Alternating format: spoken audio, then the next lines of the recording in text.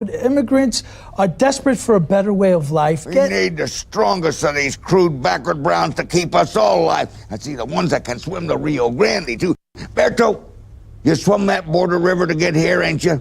Joe, not all Mexicans came here by swimming the Rio Grande. No. I got sympathy. I crossed Huron Lake in a barrel myself using hands as paddles. Lived off the carp. What jumped at me? Now, you swum that river, No, ain't you? Joe, actually, I was born here. What you know about hard work? Ain't never swum no river. Many immigrants, they I say you ain't never knowed a man till you seen his teeth. Show him your teeth. Too many teeth rotting out shows you're dishonest in the mind. You got strong manful teeth, Barto. I apologize. This is the Onion News Network. Don't miss a moment of Free Talk Live. Get our archives daily via our podcast at feeds.freetalklive.com.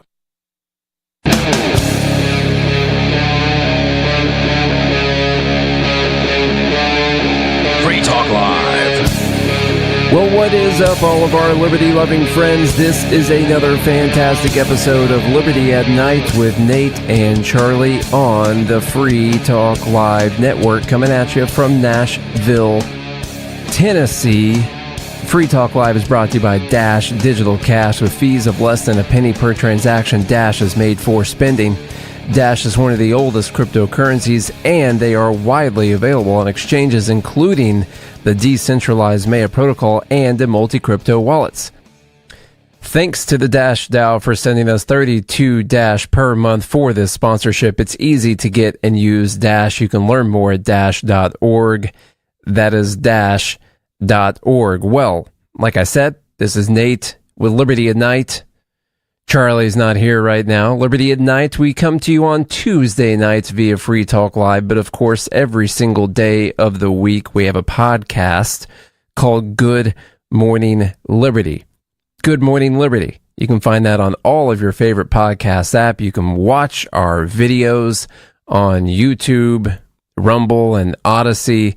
Of course, hit the subscribe button. You can find us on our social media channels, very active on X all the time. So come on over there and hang out with us. We're going to be talking to, I'm going to bring you an interview I did a couple days ago with Cliff Maloney. Now, Cliff is someone I've known for about the whole time we've been doing this podcast, since 2018 or 19. So one of the first people I met in the Liberty Movement. He's a great Ron Paul guy. This year, he went out there and he knocked doors with his organization called the Pennsylvania Chase. He knocked doors for Donald Trump. And so we talked about that transition, of course. He is a libertarian, and that idea of going to knocking doors for Trump. And by the way, they knocked 510,000 doors, and they were very instrumental in helping to get Donald Trump elected as our next president. Here we go. My name is Nate Thurston, and I'm hanging out right now with the one and the only Mr. Cliff Maloney, founder of the Pennsylvania Chase. Cliff, been a long time. How's it going, man? You've been busy. Nate, I'm tired. I'm exhausted, but we pulled off a win in Pennsylvania.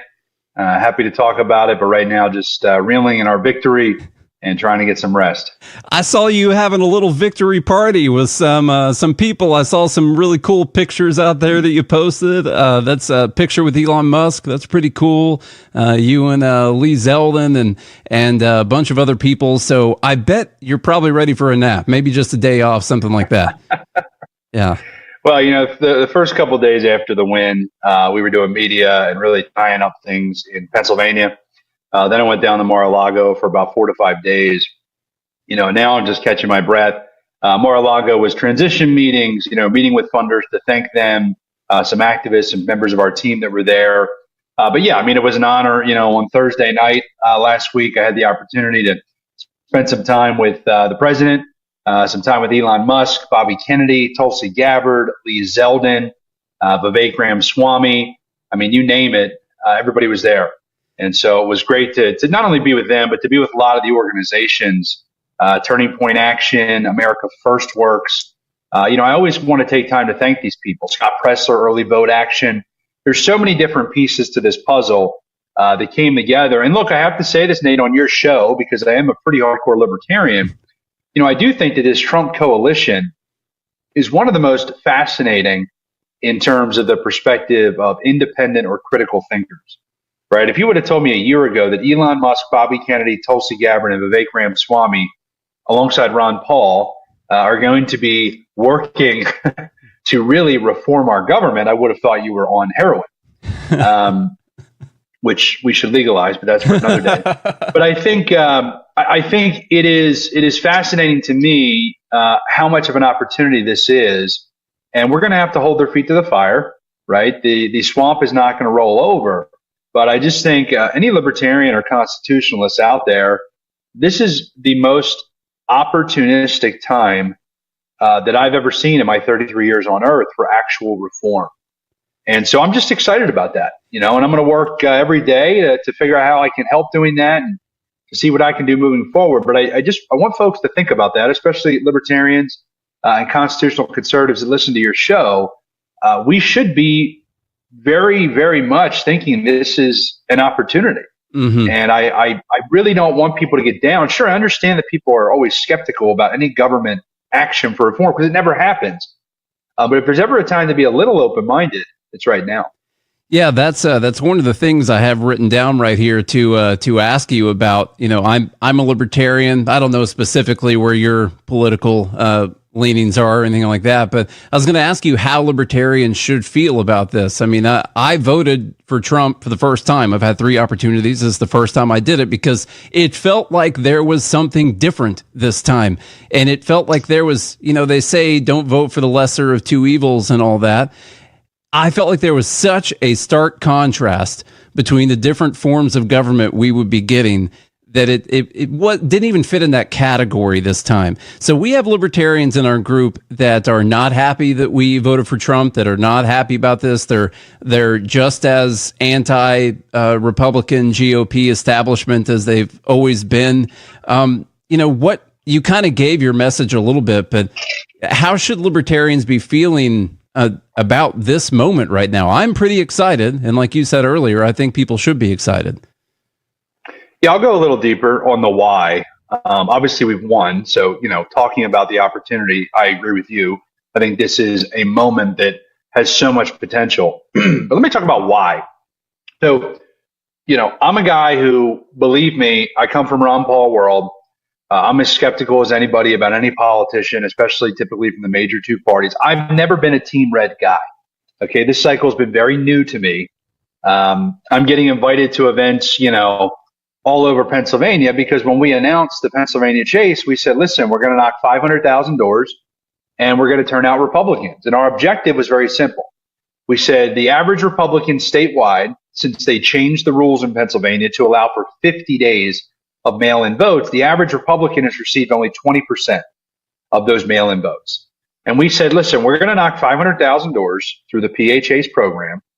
And our objective is to take that 20% and make sure that Trump gets 33% of the mail-in votes versus Harris. Now, why did we say 33%? We thought we could win with 30%, but 33% would be a resounding win. We knew it would at least be enough to be past the margin of there being provisional votes versus the amount of votes that you won by, which Bob Casey and Dave McCormick are going through right now. I'm happy to comment on that. Mm-hmm. But I share with you that when we announced, I had a lot of libertarians that were like, oh, I don't know, Cliff, you're a Ron Paul guy, you're a Rand Paul guy, why would you go all in on not just Trump, but Team Red? And I said, listen, I've had people come after me through the FEC.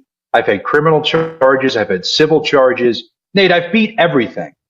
But at the end of the day, when I sat there and saw the deep state coming after Donald Trump, when I saw his message, that he wants to literally go after the weaponization of government to stop it.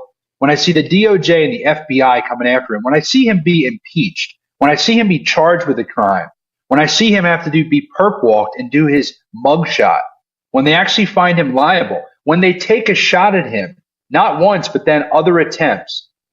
At a certain point, when you see somebody that is the enemy of the deep state, it is no longer the lesser of 2 evils. Okay, I am a firm believer and a very strong supporter now of Donald Trump. Not because I bit or drank the Kool-Aid, but because you have to open your eyes the same way that Tulsi Gabbard did. the same way Vivek did, the same way Bobby Kennedy did, the same way that libertarian Elon Musk did, right? It wasn't just, oh, I'm going to vote for them. It was, no, this is the battle of our lifetime to save the republic. So I'm going to go to war to make sure it happens. And the skill set I bring to the table is we build ground games, right? And so I'm from Pennsylvania. Justin Grice, my number 2, he's from Pennsylvania.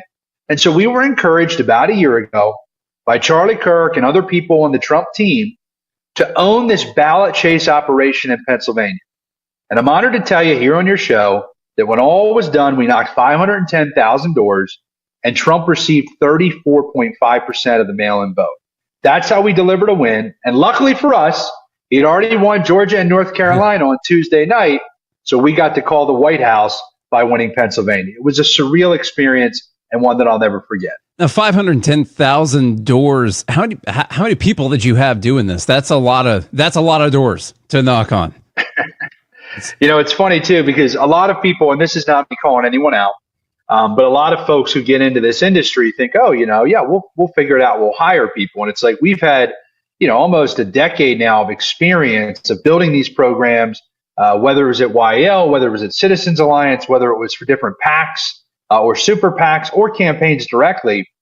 We've knocked over nearly 7 million doors now through the efforts that we've done. So it's a great question, right? How do you do it? And logistics is the number one problem or challenge you run into. So we had to hire roughly 120 full-time folks that were on the ground September 1 through November 5.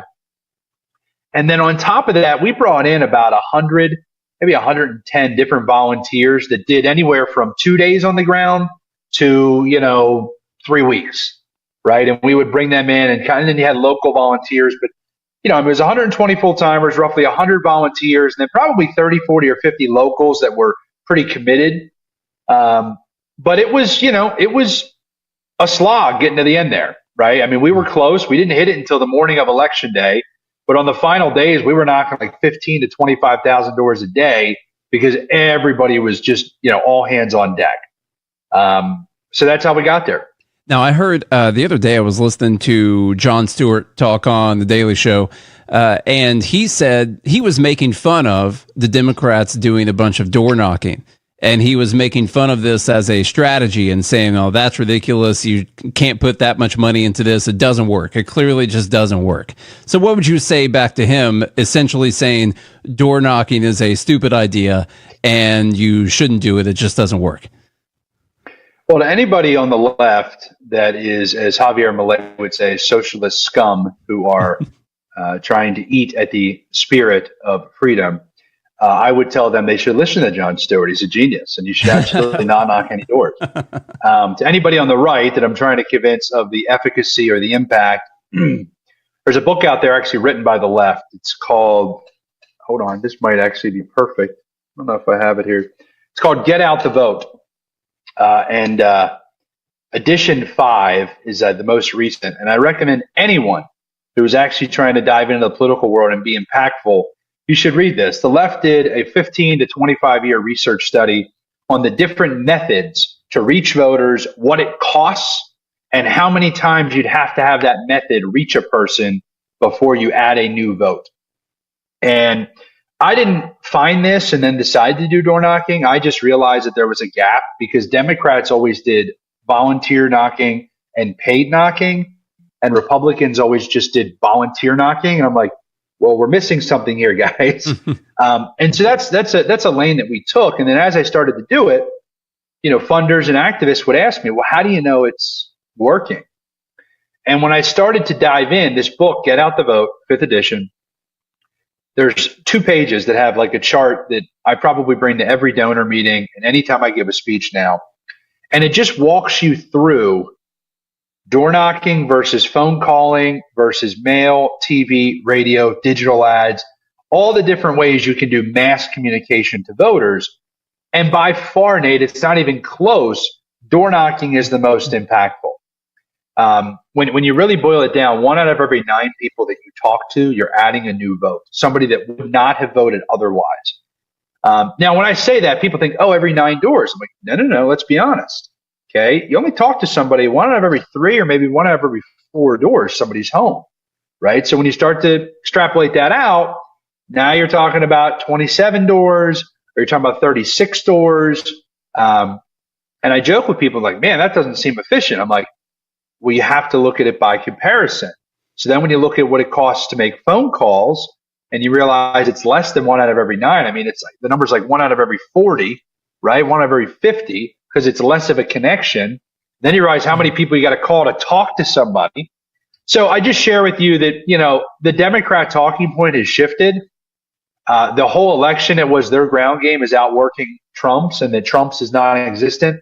And Cliff Maloney's a liar, and his team doesn't exist, and it's a ghost town or a desert. I mean, I heard this from all the mainstream media. And we just said, okay, keep saying that. It's fine. We'll look at night. And we did, and it worked out well for us. But I think that their whole narrative changed now to, well, we can't blame the consultant class. So, Trump did podcasts. We should have done more podcasts. It's like, no. But yes, if they want to keep doing less doors, I think that's good. Our numbers internally show us it is making a crucial difference. And I think we need to do more to match what the Dems do. Yeah, I mean, we're going to hit at least 40% in the next election, right? I mean, that's... Well, here's what's funny. When you say that, a lot of people ask me, they say, Cliff, what's next? Right? So I just keep saying to myself, well, I want to be competitive. And to be competitive, if I want my Liberty Republicans to win, we have to match the Democrats' tactics. Well, Shapiro is going to have people out chasing mail-in requests January 1 of 2025, right? That's in 2 months, month and a half. So I tell people, you can't just say, we'll come back in 2026 and try to compete with the Democrats when they have permanent infrastructure, right? If anybody takes anything away from this interview, it's that I believe that if we want Liberty Republicans to win, we have to match the Democrats with permanent infrastructure. They don't go home, right? Right now, we show up every 4 years for 3 months. We can't do that anymore. And so I'm going to announce, not here on your show, but I'll come back, Nate, but I'm going to announce very shortly, what we plan on doing in 2025 as a buildup for 26 through 28. And it's really just matching the Democrats dollar for dollar, person for person, tactic for tactic to make sure that we can compete. Because if you take a whole year off and then say, well, we're going to double down in 2026, well, the Democrats are out in the field. So they're building all of this retention and this new behavior with their voters, and we're just out to lunch. That can't be the case anymore.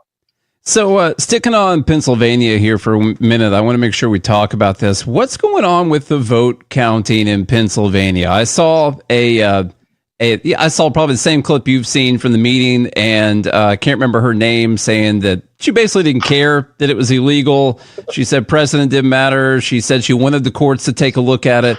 And we've got McCormick over Casey, but it's very narrow, extremely narrow right now, and they're still counting votes. Bucks County, I think, is down to less than 300 votes right now that Trump won Bucks County more by.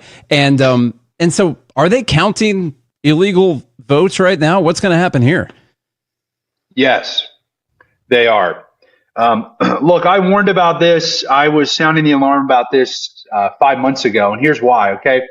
And I'm going to get in the weeds, so Nate, feel free to pull me back out if I get too deep. But this is like, this is like me going to a candy store as a kid. So, because I've just had to live it, for the past year. We did a primary election in Pennsylvania in the spring, okay? And so we took out a rhino, horrific, scumbag Republican named Mike Cabell, who votes with the unions and votes just for, he's a Democrat.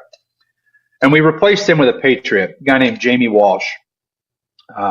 Tremendous story. Was this huge sales guy across the country, VP, gets diagnosed with cancer, decides to come home to his kids, huge constitutionalist, and decides to step up and run a grassroots campaign. We supported him.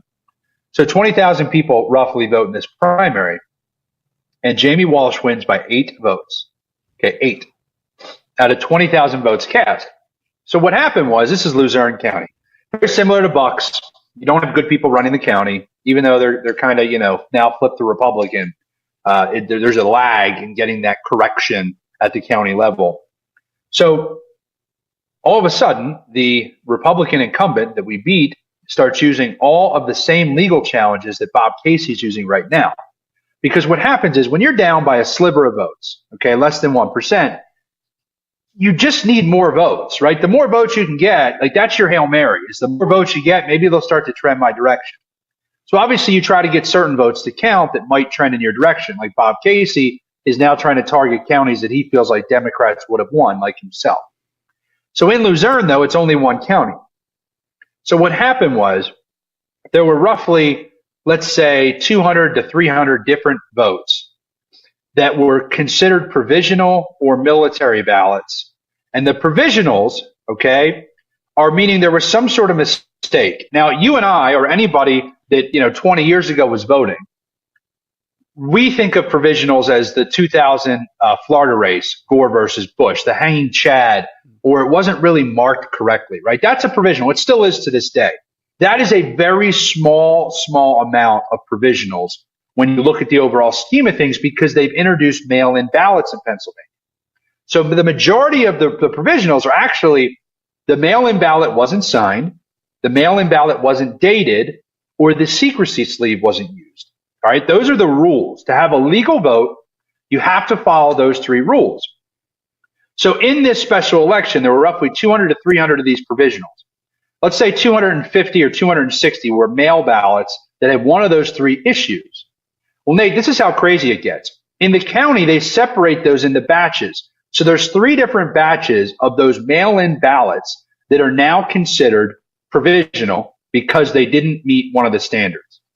Each of those gets its own vote by the board of directors, the county board, which you're seeing in Bucks County now. Then there's an appeal process. I believe it can go to court. And then there's I believe just one appeal. Okay. So you have a court decision if somebody wants to challenge it. And then there's an appeal decision. There might be a second appeal. I have to look at it. I'm kind of brain fog at the moment. But each of those batches gets its own decision by the board, its own court challenge, and then appeal challenge.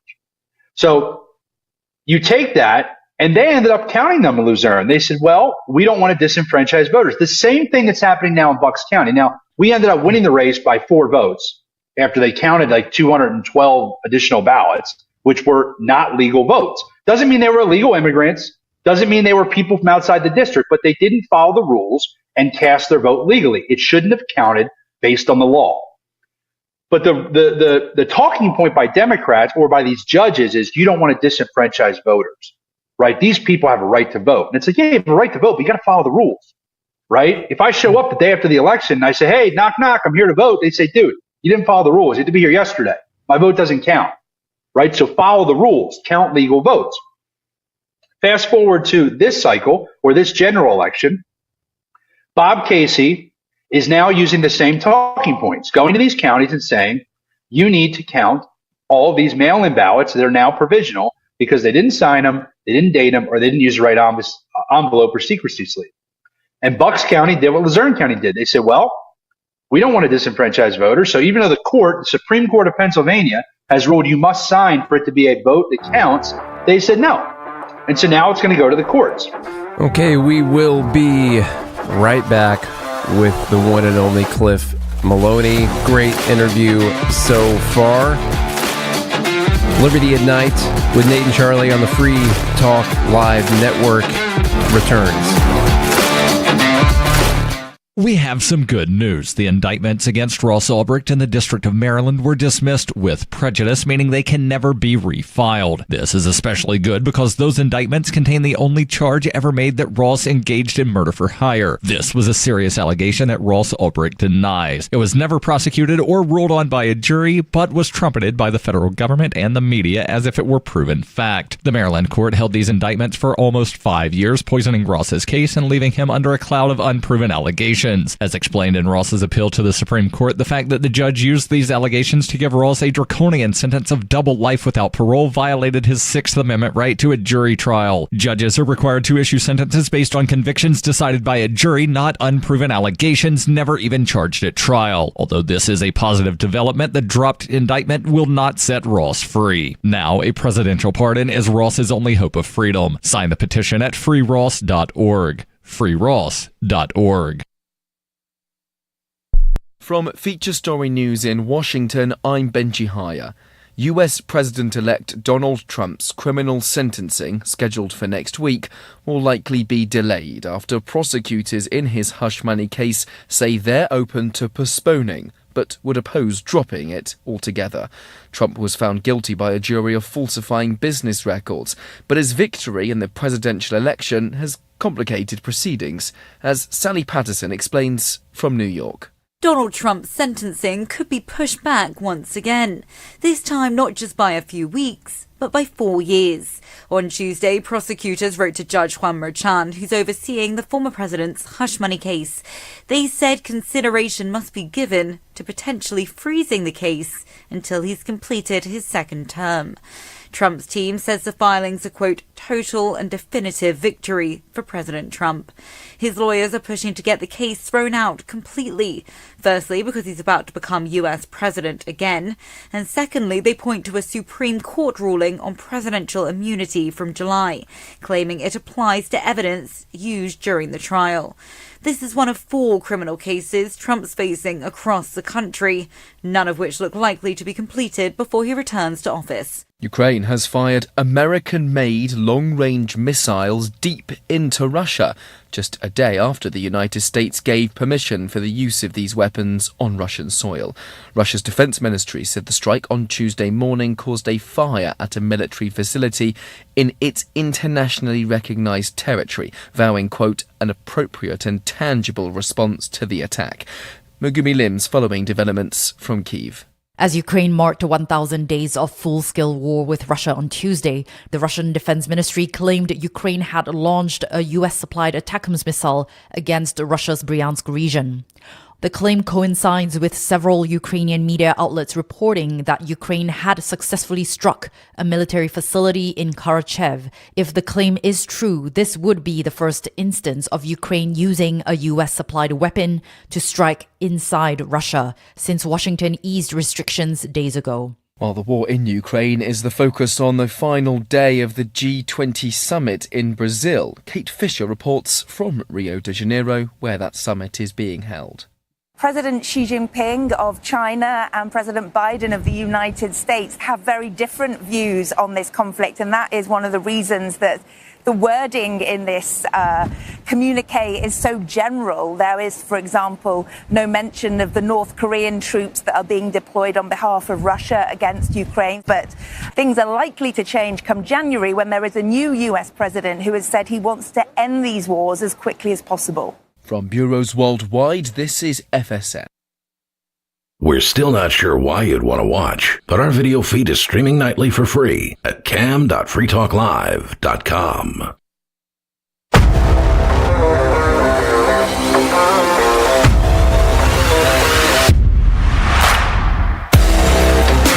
And Nate, once again, I'm getting in the weeds. This is why I told everybody, Trump must win by a larger margin than the provisional ballot, because the Democrats are serious people. They will fight tooth and nail in court for every vote to count. Does Bob Casey have a path to victory? No. Are his attorneys giving him a run for his money and draining his resources to get rich? Yes. But it's showing you that the Democrats are actually more of the election deniers, right, which is ironic to say in this political environment. But they're not going to stop until they make sure that all the provisionals are not going to trend enough for Bob Casey to win. Yeah, I was going to ask you how many votes they have left, these provisional ballots they have left. I'm seeing about 17,000 separating the two of them. And you're saying there's not enough to change the outcome anyway? Well, technically, there are more provisionals than that difference. But the reality is they're not going to split. I mean, I'm looking at the numbers here, probably the same numbers you're looking at. And it's razor thin, right? 3.378 to 3.395. So, yeah, I mean, it's close. Yeah, like you said, about 17,000. But it's just, once again, if you look at the trends, the votes are not out there. But it's sad that, like, we're talking about illegal votes, right? We're not talking about military ballots. Sure, count all the military ballots, but that's going to be, a couple thousand maximum. He's trying to go into blue counties where he knows he's going to have a strong margin. So then Casey's going to have to sue in red counties. It's just, it's dragging out the inevitable. What bothers me about this, like you said, the Democrats being election deniers. We had a big thing with the 2020 election, and I don't know what happened in 2020. I just know that it was a very different election compared to all the other elections I've ever been a part of, I've ever paid attention to. And right now, people don't really trust. A lot of people don't trust the outcome of the elections, and something like this happening where you have someone saying, yeah, we're going to count the illegal votes anyway. No signature on this ballot. We're just going to go ahead and count it anyway. That just sows more distrust in the system. And if for people who care about democracy or whatever they want to call it, that doesn't seem to be good for democracy, in my opinion. Yeah. I mean, you sound like, you sound like Joe Biden. Yes, I agree. It's just kind of funny in a weird way. I think this is a good thing because I think if Casey decides he's going to draw this thing out, it really ends the argument of Republicans, because in 2016, Hillary made her comments and everybody forgot about that. Al Gore, back then, all the Democrats were saying it was a stolen election. But now Casey is kind of the focal point. And I feel like moving forward, this kind of just zeroes everything out, that it's not just, them sticking with Donald Trump being the election denier. It's like, no, everybody does what they do to fight because it's power. I mean, politics is not, this nicety. It is the power to control. It's the adjudication of power and the policies that we live under. And Democrats, Mark Elias, their attorney, who's just this kind of pit bull, I got to respect him. Respect might not be the right word. I kind of admire the fact that he's a fighter, but this is not the fight to have, right? But having people on your side who are going to go to war and try to drag things out. I mean, both sides should have that. But in this case, they don't have the votes. So I just think it's dragging out the inevitable. And Dave McCormick will be the U.S. Senator from Pennsylvania. In our last few minutes here, I wanted to ask you about your thoughts on, I voted for Trump. I assume you probably voted for Trump too. We're two liberty-minded guys here. How are you feeling about the cabinet picks so far? I'm assuming, let me tell you how I feel. Really, really excited. Wow, that's cool sometimes. And then sometimes I'm like, oh, God, what happened right there? I'm sure we feel that way on the same ones. But how are you feeling so far? Yeah, I mean, listen, I think the thing that gives me the most excitement is Donald Trump already went through the whole rigmarole, right? He's been shot at. He's been impeached. They're trying to put the guy in prison still. He has a chip on his shoulder, right? If you tell me there's somebody that's a disruptor that now has learned the ropes of Washington through his 4 years from 16 to 20, has had all of this political warfare thrown at him in lawfare, that's what makes me feel the best, right? So, yeah, some of the cabinet picks, wouldn't have been my first choice. I'm not here to advocate for all of them. But once again, Tulsi Gabbard, Bobby Kennedy, Elon Musk, Vivek Ramaswamy, and there's other people I'm excited about. Those are all disruptors. They're independent thinkers. They are libertarian dreams, right? And so there are probably, out of those 4 to 5 I've listed, each of those would have been historic any other time. And now we have all of them in the cabinet, right? Donald Trump was listening to Charlie Kirk, who, Charlie's a great friend of mine. He's a huge disruptor. He transformed this election. He got the RNC to get their shit together and actually start focusing on ground game and low propensity and turning Trump supporters into Trump voters rather than just trying to hit the same electorate. These are all transformational moments. And I think that people that are worried, I'm like, look, this is the best opportunity we've had, right? If you would have told me this 2 years ago, I would have said, you're crazy. And so look at all the opportunity ahead of us. And by the way, the first battle is won. The war is not over, right? You don't just win the election. And this has been my calling ever since I worked for Rand Paul. I've always said, look, you have to hold Republicans accountable. The Democrats, we already know who they are, right? They want more government. They want more intrusion. They want more spying. They want more war. The Republicans are more so the problem sometimes because they say they're with us. And then we have to battle them because they want to sell out to the special interests in D.C. I'm talking about the Republican establishment. And so the second battle we have now is to enact a lot of these disruptor policies, enact a lot of these reforms. And I think we are at the greatest amount of potential that we've ever been in my lifetime. Yeah, I totally agree. And especially on the Republican thing. I mean, One of our things on this show has always been that we try to message to Republicans and try to slowly turn them into more liberty-minded, libertarian people, because they at least talk about the Constitution and the Founding Fathers, and they say they care about it, and they know these principles, and maybe they feel it, but, they still have some kind of thing where they like their government to do some of these things. And so we feel like there's more of an in for us to talk to Republicans and bring them into libertarians. With Democrats, I just, I guess other than people like RFK or Tulsi or, Elon was probably a Democrat. Joe Rogan seems like a Democrat sometimes to me. And some of these people kind of get brought more into that camp. But we're definitely, I don't see a lot of good news over there on the left right now. I don't see anything promising right now. Yeah, and I don't know what their message is, right? And once again, I've never been a red versus blue guy. I'm definitely team red now, I'll tell you that, because I do think it is very clearly the uniparty versus we the people, right? It's the corrupt special interest versus, the working class of America. I don't know what their message is. And I think Bobby Kennedy and Tulsi coming on board with Trump alongside Vivek and Elon, it really is this moment of unity. And I think the left, I don't know how they're going to win a national election, because I don't know what their message is, right? Their whole message now was Trump is bad. He's a fascist. He's Hitler. Oh, but we're sorry. Don't shoot at him. Even though he's the enemy and he's, a fascist, we shouldn't. It's just totally disconnected from reality. So I don't know what they run on, and if this economy turns around and if you have a situation where we really see a great 4 years under Trump, I also don't want to minimize how generational JD Vance could be for liberty. I've known JD since 2021, had a long breakfast with him in Florida. Just randomly, he was like wandering around CPAC, and we sat down with them, and I was there, and he was there speaking. And he just, he told me about his connections to Ron Paul, and I was like blown away. I didn't know this guy. He's very articulate. He's down to earth. And most importantly, he comes from blue collar America, right? It's not some fiction drawn up by a political consultant to write a script and tell a story. It's reality for him. Okay. I come from the Philly suburbs, right? My community, a lot of great people there working hard. Drugs and fentanyl have hit them hard. I've got family members. I've got friends that are on the streets, right, that are dealing with this crisis. And I don't think people realize how much J.D. Vance can connect with folks. He's the only one out of the four on the ticket, Democrat and Republican, that has, higher favorabilities than people disliking them. So he's not underwater, as they'd say in the political term. So I just think there's a lot of potential here. I think J.D. Vance will be the guy in 2028. And I don't know what Democrats are going to run on. I think they're going to have to look in the mirror. They're going to have to soul search and figure out what their party stands for and what this national coalition is. It cannot just be these radical progressives. And by the way, we used to like radical progressives. They used to be anti-war.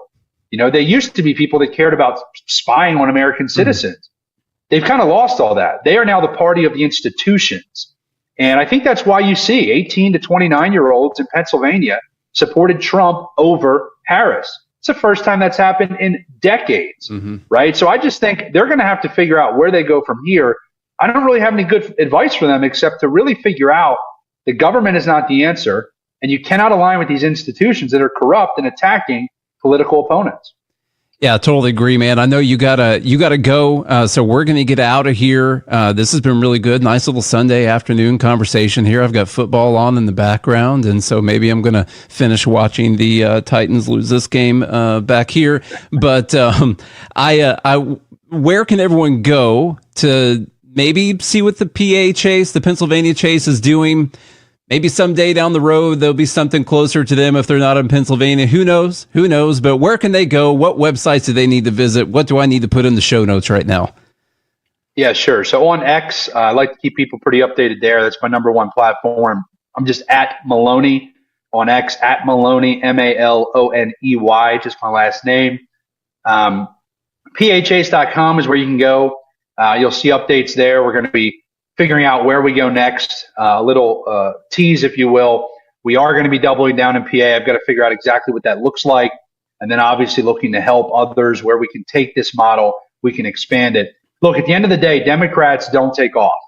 Okay, January 1, 2025, Josh Shapiro is going to be back out there chasing mail-in requests, getting people registered. Scott Pressler is already doubling down in Pennsylvania. Noah Formica with Turning Point Action is out today registering voters in Pennsylvania.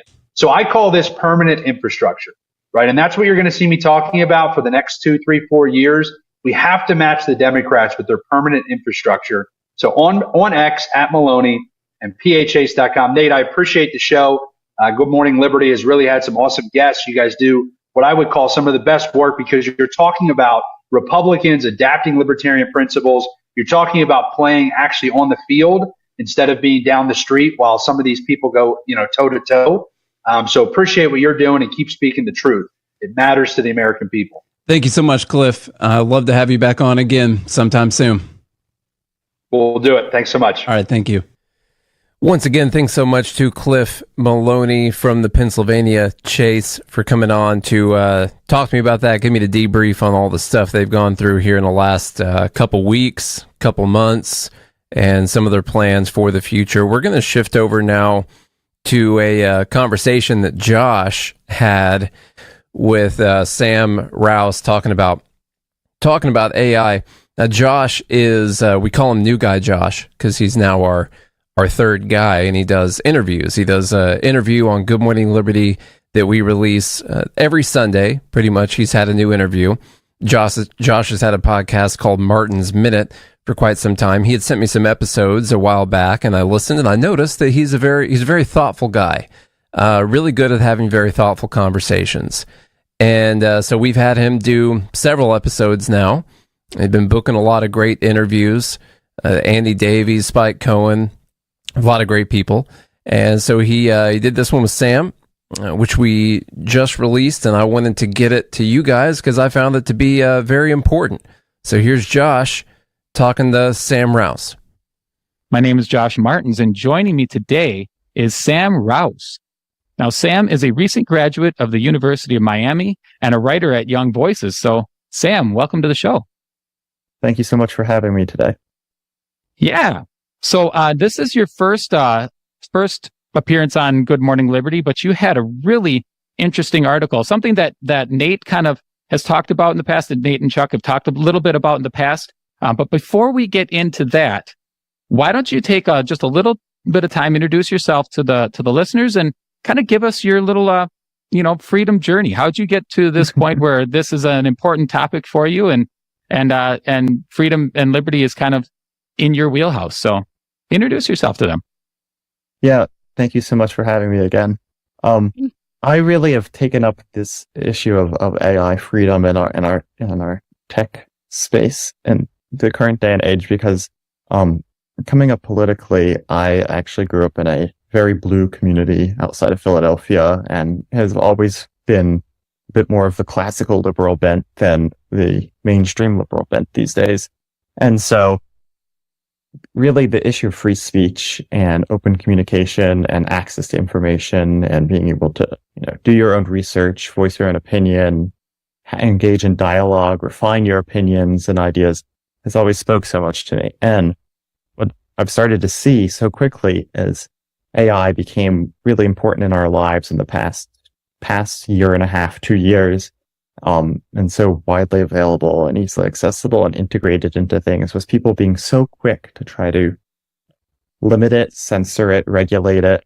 I'm sure they'll tax it next, but I think what really speaks to me is how I've always been somebody that's really interested in using new tech tools to integrate into my work stream, to try new things, to learn new skills. I, would not be able to do the same things that I do today without, a Microsoft Excel spreadsheet or Photoshop or Zoom for this recording. So I think it's really important that we have people stand up and voice the more pro-liberty side of markets and technology and, recognize that there are challenges that will come along with these new tools and technologies and that we'll need to face them as a whole, as a community, as humans, but that these ideas of draconian regulations haven't worked in the past on different technologies before. We can get into that a little bit more.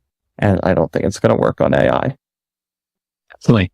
I completely agree with you. The free speech thing has really taken such a crazy turn. Like the liberals when I was growing up were all about the free speech, and that's turned kind of on its head. But when you talk about the new technologies, I always think back to there always being fear when something new happens.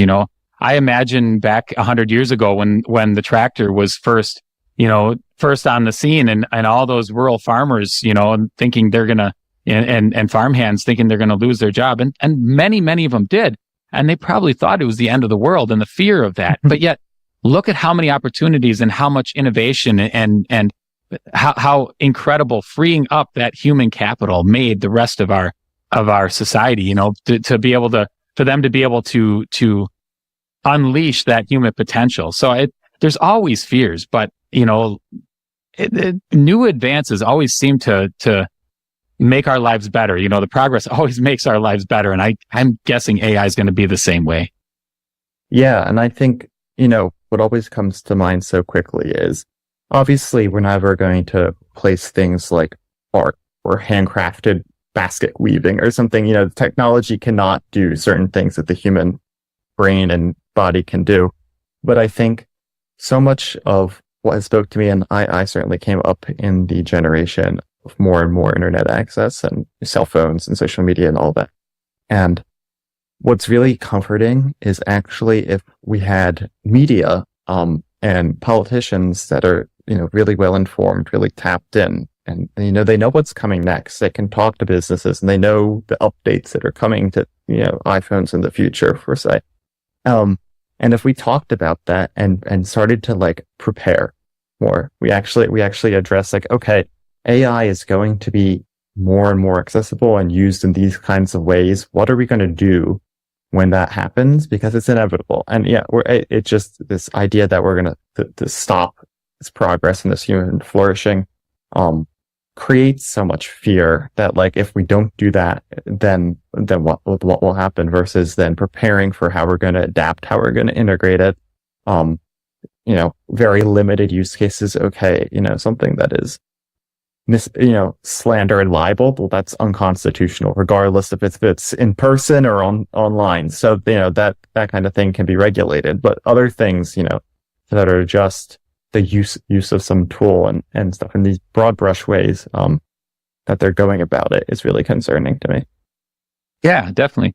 The sad thing is most of those politicians, I think, are Gen Xers like me who grew up without all this kind of technology, and so they don't understand it, and yet they're the ones that will end up regulating it. And since we're jumping this direction, let's get into your pieces.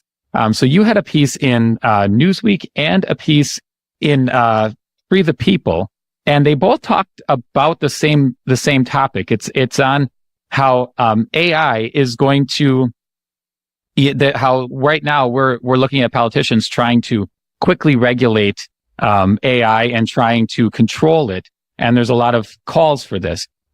So I assumed that they were going to do this to AI, but I was not aware that they're jumping at it right now, especially with a lame duck government right now. So why don't you just tell us a little bit, what are they trying to do in the AI industry, and how is this going to affect us?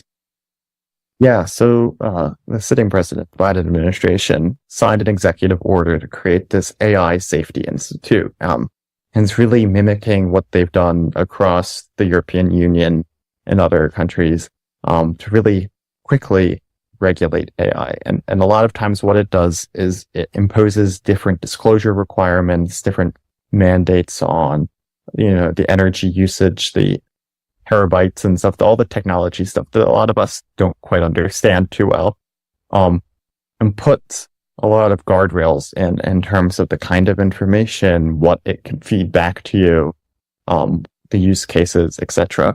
And ironically, I think what's so challenging is, okay, this is a very serious type of technology, could do very catastrophic things in the wrong use case.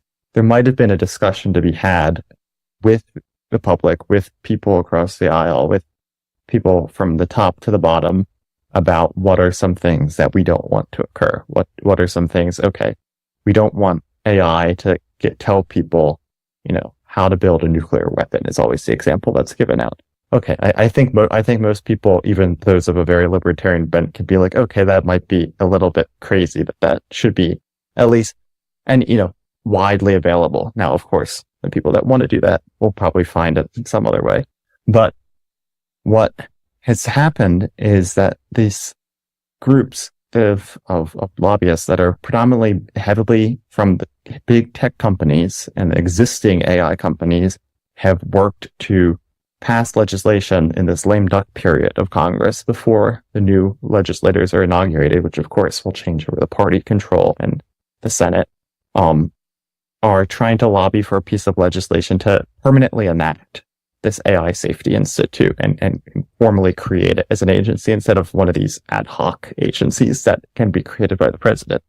And what's so concerning is how much of these rules and regulations that they want to put in place are really heavily bent towards the bigger companies. I mean, it will require extremely high compliance costs for businesses to follow suit. It'll put a lot of standards for what the guardrails are for the use of the AI. And what it does is it just creates such a disruptive environment for innovation and startups. And it will be really challenging for anybody trying to new and get in there in the tech industry to start an AI company. And it'll entrench these big corporations that have already really slowed down their development of it, really slowed down. It's much like the iPhone seems to not really be changing very much since I was, 15 years old or so. And, it's going to become the same thing with AI. We're going to be stuck with ChatGPT, who doesn't even, have the greatest grammar all the time. And so what I'm arguing is I don't think that we need to create this agency at all. I think there could be one use of currently enacted laws to be properly enforced. And that's always the case. We have a Department of Justice that is not going through the laws that we currently have. They just want to make new ones. And then secondly, I think that we need to, have limited discussions about these specific challenges and not try to put this big sweeping mandate based off of computing power, based off of, broad brush assumptions. They're already bringing up the discussion of misinformation, which sets off a lot of alarm bells with everyone in free speech movements. And it's really frustrating. And I think it's not going to happen at this point because of the lame duck session and because of a lot of strife now that there's been seen with Schumer on his way out from the leadership. But it's concerning and it needs to be watched vigilantly throughout the next couple weeks before they inaugurate the new Congress. Okay, we will be right back with the rest of Josh's interview with Sam coming up real soon. Tempting as it may be to add a couple bucks to your monthly mortgage payment to chip away at your principal balance, don't do it if you have any credit card balance. I'm Holland Cook with Inflation Hacks. Your mortgage is single-digit debt and your credit card is double-digit debt. Keep making the minimum credit card payment and you will never be out of debt. If you have more than one credit card, there are two common approaches. Throw as much money as you can at the card with the highest percentage rate and pay the minimum on others. Or pay off the card with the smallest balance first, then attack next biggest. And if you can, start a new card, one with an introductory zero-rate balance transfer, so you at least stop the clock on what you already owe. How are you coping? Post your inflation hacks at andyoucanquoteme.com. Free speech is protected on the internet, right? Not always. Government agencies try to limit free speech and commerce on the net. Luckily, when they do, the Institute for Justice is there to defend your First Amendment right to free speech. IJ helped set the first federal precedent for internet free speech in 1999, and ever since has worked to prevent unconstitutional roadblocks in cyberspace. Visit our website today at ij.org. What if you want to hear the latest episode of Free Talk Live, but all you have is your phone, you forgot to download our archive, and you have no data connection? You can call our Listen line at 641-793-0191. That's a long-distance number, so you may incur charges. If not, listen as long as you want. 641-793-0191. The Free Talk Live listen line, 641-793-0191.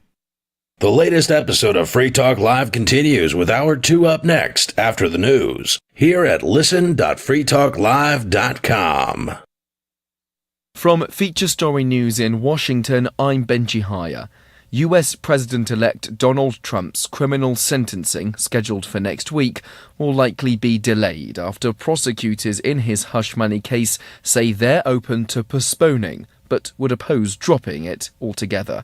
Trump was found guilty by a jury of falsifying business records, but his victory in the presidential election has complicated proceedings, as Sally Patterson explains from New York. Donald Trump's sentencing could be pushed back once again, this time not just by a few weeks, but by 4 years.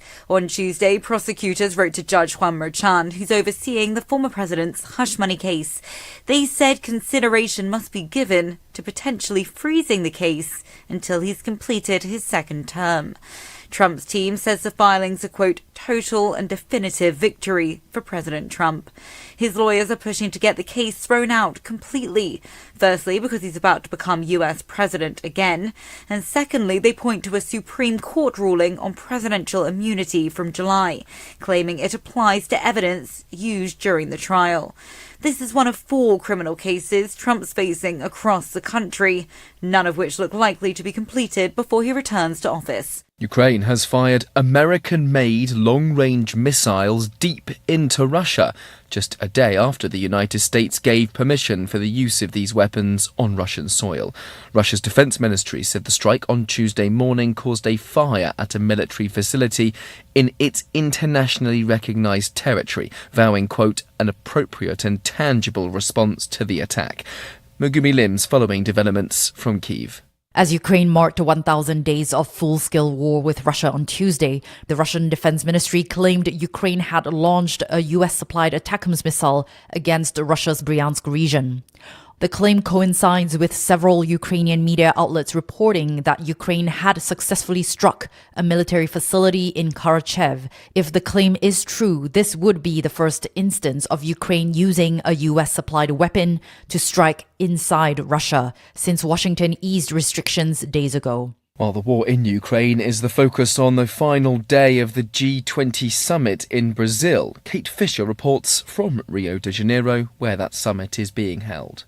President Xi Jinping of China and President Biden of the United States have very different views on this conflict, and that is one of the reasons that the wording in this communique is so general. There is, for example, no mention of the North Korean troops that are being deployed on behalf of Russia against Ukraine. But things are likely to change come January when there is a new US president who has said he wants to end these wars as quickly as possible. From bureaus worldwide, this is FSN. With FSN Spotlight, I'm Simon Marks. Today, the furious reaction from Trump insiders over reports that President Joe Biden has given Ukraine the go-ahead to use US-supplied long-range ATACMS missiles to their full capacity. Up until now, the Ukrainians have not been allowed to use those weapons to strike at targets on Russian soil, even though they have a sufficient range to strike at least 200 miles inside the country. If it is true, it is one of the most egregiously irresponsible acts of any sitting president in modern times. Sebastian Gorka advised President Trump during his first term in office and is tipped to return to the president's national security team in January. The idea that we are 62 days away from the inauguration means that there should be no serious military strategic action taken short of an impending attack against U.S. forces. The idea that he is precipitating further destabilization of Eastern Europe 62 days from the inauguration of President Trump, it just boggles the mind. Biden officials say the president's decision was designed to punish Russia for deploying troops from North Korea into the Ukrainian front lines. But many in Washington believe it was also driven by a desire to give Kyiv a military advantage before the Trump team is able to force President Volodymyr Zelensky into peace talks with the Kremlin. Let's remind you of our top stories. US President-elect Donald Trump's criminal sentencing, scheduled for next week, will likely be delayed after prosecutors in the hush money case say they're open to postponing, but would oppose dropping the case altogether. Trump was found guilty of falsifying business records, but his victory in the presidential election has complicated proceedings. And on day 1,000 of the war, Ukraine fired American-made long-range missiles deep into Russia, just a day after the United States gave permission for the use of these weapons on Russian soil. After a flood of customer complaints, Kay Jewelers issued an immediate recall this week of over 2 million cursed engagement and wedding rings. The company's director of public relations released an apology to those afflicted. I can assure our customers that we were not aware our manufacturers were sourcing diamonds tainted by the Darkling Urla. We're strongly recommending customers who have not yet returned their purchases for a full refund to place a mirror in a bowl of black salt, mold a poppet in your image out of clay and your lover's hair, and then burn the poppet in the mirror before the next full moon. Industry experts are calling this the most egregious safety oversight in jewelry production since 1973, when Zales disturbed the grave of the 16th century sorcerer Maelor. Sometimes I wake up and I'm trapped in this oil painting of a German village. They told us that there was a 68% chance that our child would be born with no soul.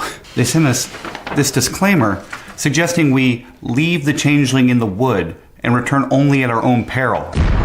This is the Onion News Network. You can help spread the ideas of liberty with our Patreon for just $5 per month at amps.freetalklive.com.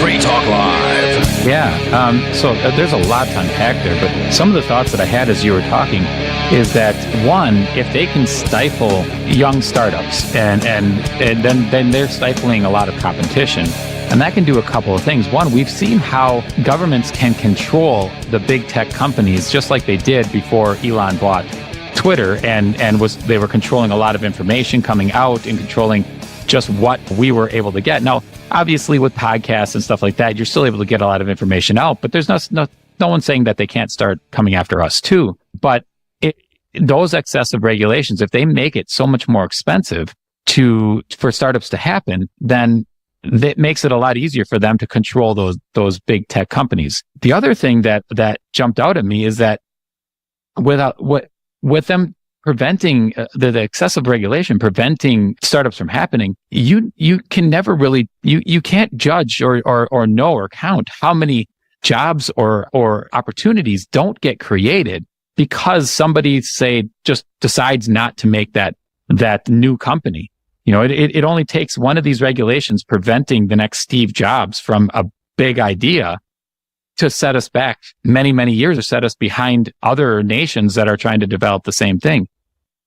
Do they have these same kind of concerns? Well, I don't know. I can't speak for them or read inside their brains, but yeah, I think one of the things that stands out so glaring to me in all of this excess regulation space is how much these different critical industries are essential to preserving the dominance of the United States and the Western countries over our competitors with obviously China and Russia.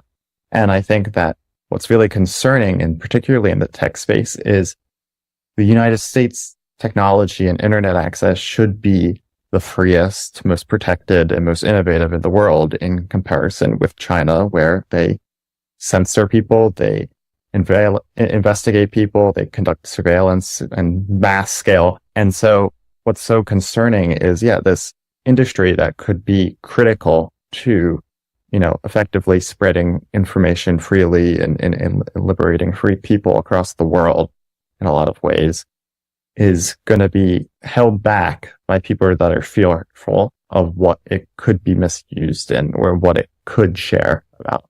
And I think one of the most interesting things is, just how much this will slow down our economic prosperity, because the use of AI I think we've all tried it out in some form and taken something that we otherwise take hours or days to do, and suddenly it does it in one swoop, and you're like, wow, this sped up my workflow so much. And that's the whole point, is most technology just improves efficiency in our work, and AI is obviously one of the greatest examples of this. And yeah, it's just crazy that this is not being thought about because of how much fear is diving into this conversation.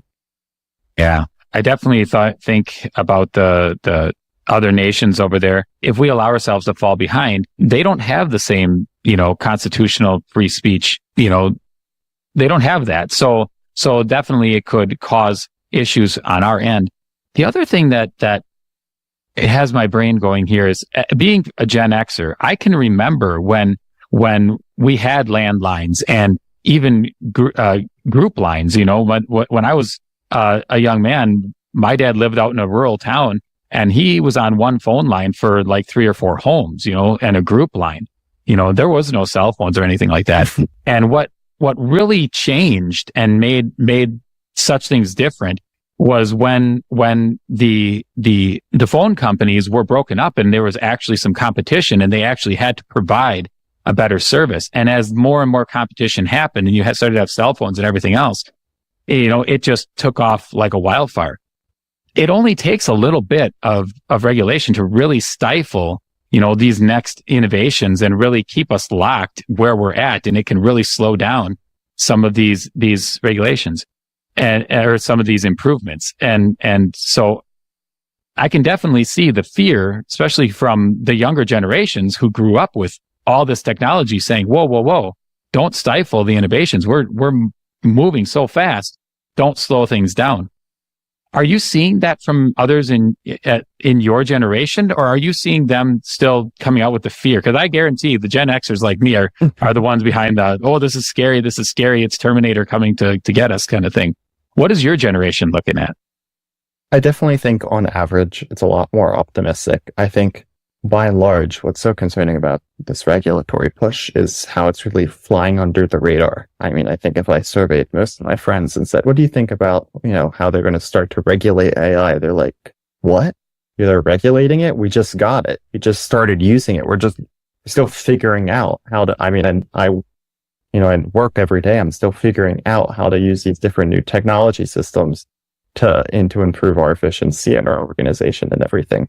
So I think on average it is, but I still think that there's a really deeply permeated, fear of change and progress, particularly among Democrats, which I think is so ironic because the word progressive starts with progress. But I think that there's a lot of hyper concern about the changing of lifestyles and how we do things and improvements. And I think you can see this from people with a particularly conservative bent that might be fearful more of job displacement and changing cultures. And I think when you take a step back from all of it, and I've taken periods where I've really taken a break from being online too much, and I've thought about at work we think a lot about the workflow and how it's integrated and what it's actually serving the purpose for, and you realize how much really isn't changing. It's just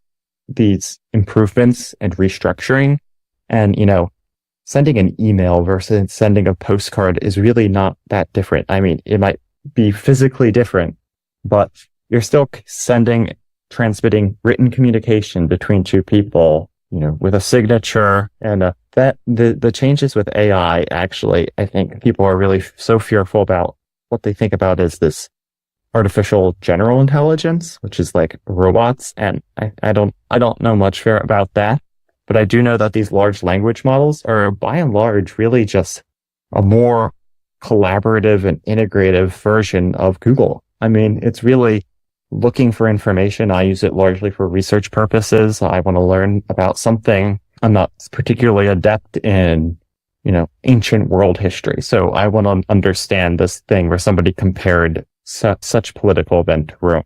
Okay, I go and I look about it and I learn a little bit about Rome, and it helps with writing. Well, we've always had autocorrect since, Microsoft Word was created. It's slight changes, but it's really not that dramatic.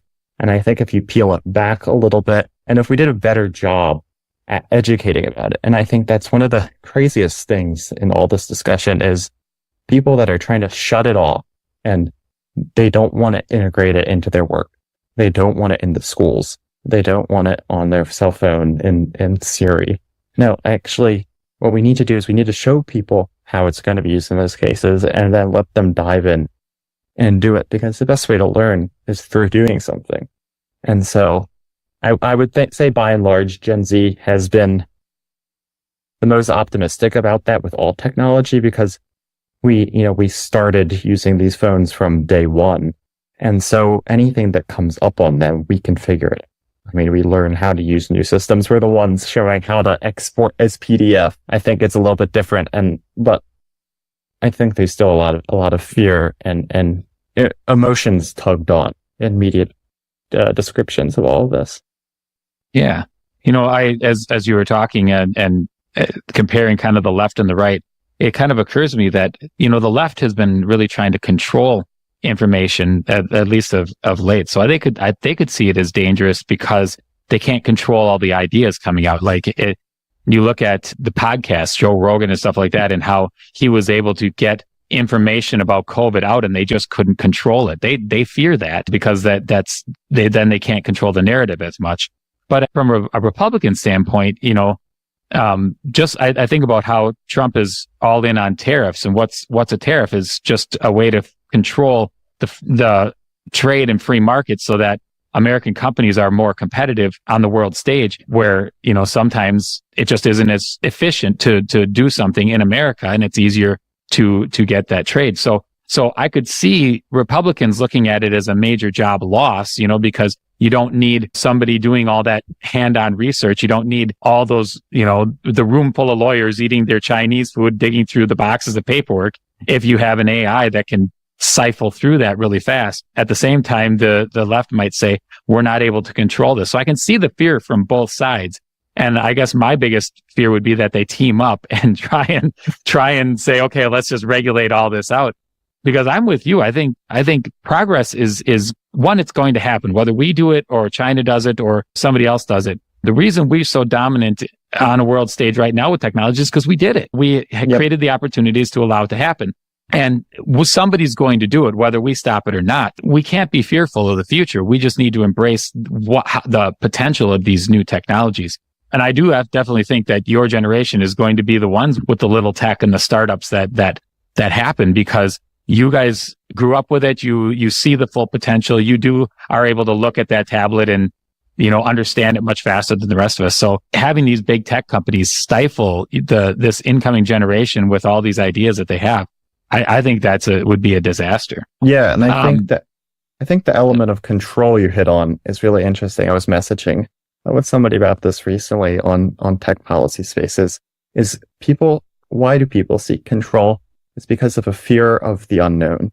It's because of being, and I can tie it back to so much more in our policy and our culture these days about feeling like we really need to be so secure and so controlling of every little thing. And we need our books perfectly stacked in the right size, the right shape and everything. It's like Patrick Bateman IRNing his sheets. I mean, it's crazy. And people's obsession with this high attention to detail control is a total disaster. But yeah, I think the startup community is doing a really great job at showing the value of progress and innovation. I think the venture capital groups that, the Little Tech Agenda being written by Andreessen Horowitz are doing really good work. And one of the things that they just put out that I think is really fascinating is pointing out that the big tech companies have also done a lot. I mean, they were startups at one point too. They've done a lot of good. We're not trying to demonize them or rip them away or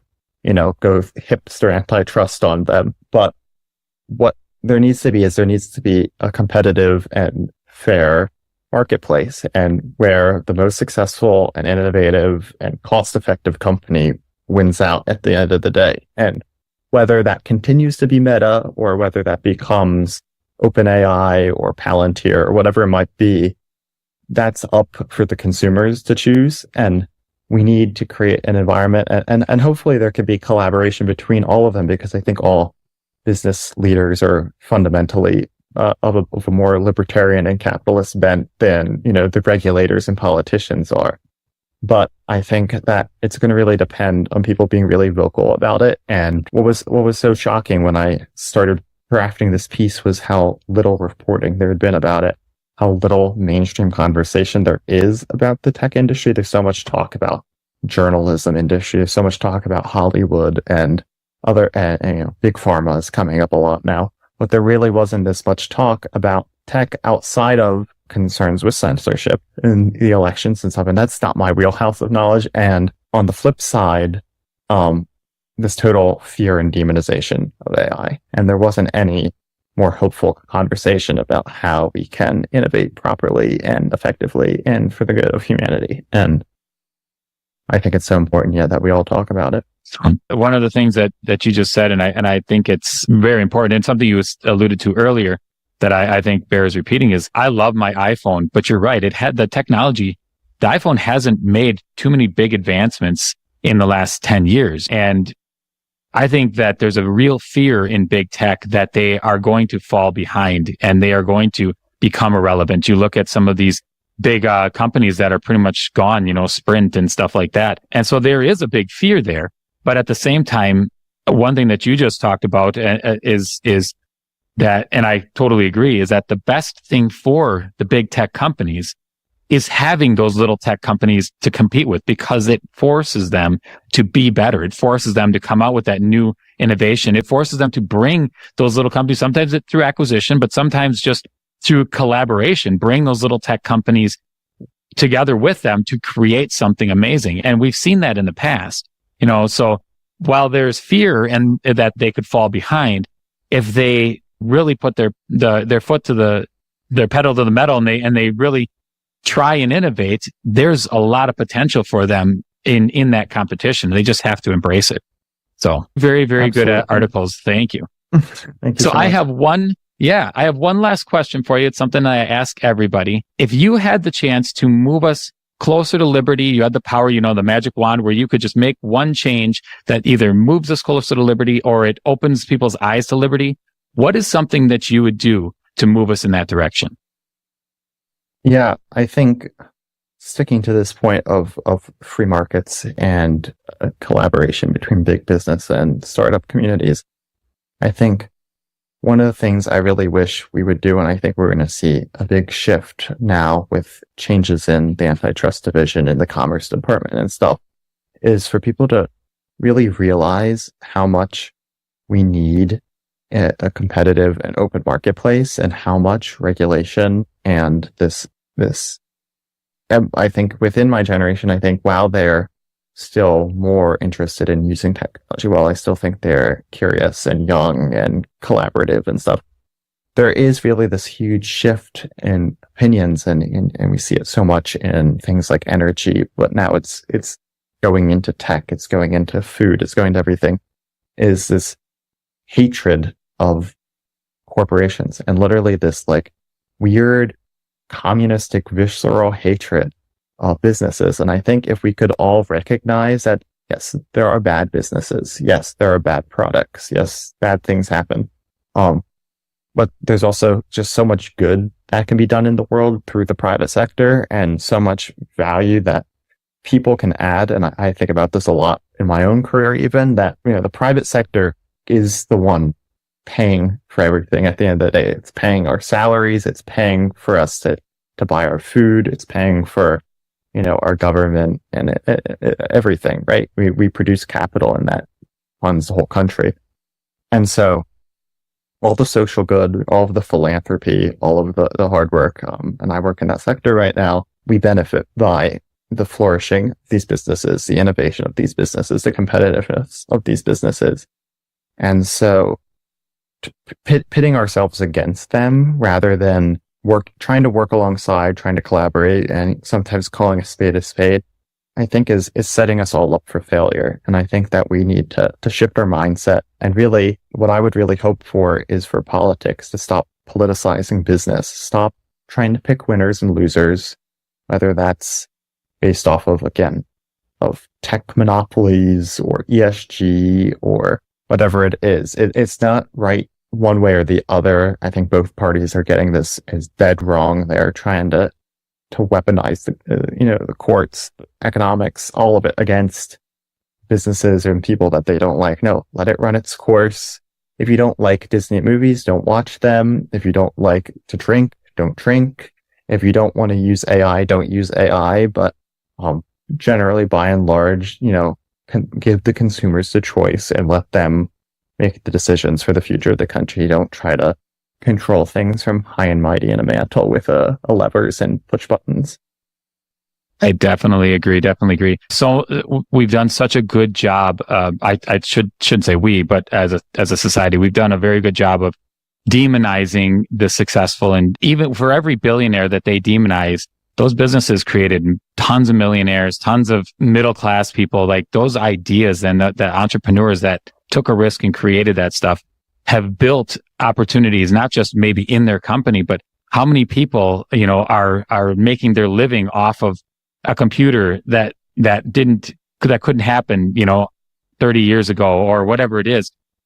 We have to stop looking at them as evil and just start looking at them as creators of opportunity for us. That doesn't mean that there aren't bad businesses, like you said, but by and large, the vast majority of them are not bad. They're not bad people, and they do a really good for us all. And it actually ties back to your piece, and I want to make this tie because it's really important. So when things like this happen, when you see big tech companies go in and push for regulations and then use regulations that push out those little startups, that helps create that narrative of those evil big businesses. So those big businesses think that they're just protecting themselves and they're just solidifying their future. But what they're actually doing is they're chopping themselves off at the knees because they're creating the caricature that society has already created for them.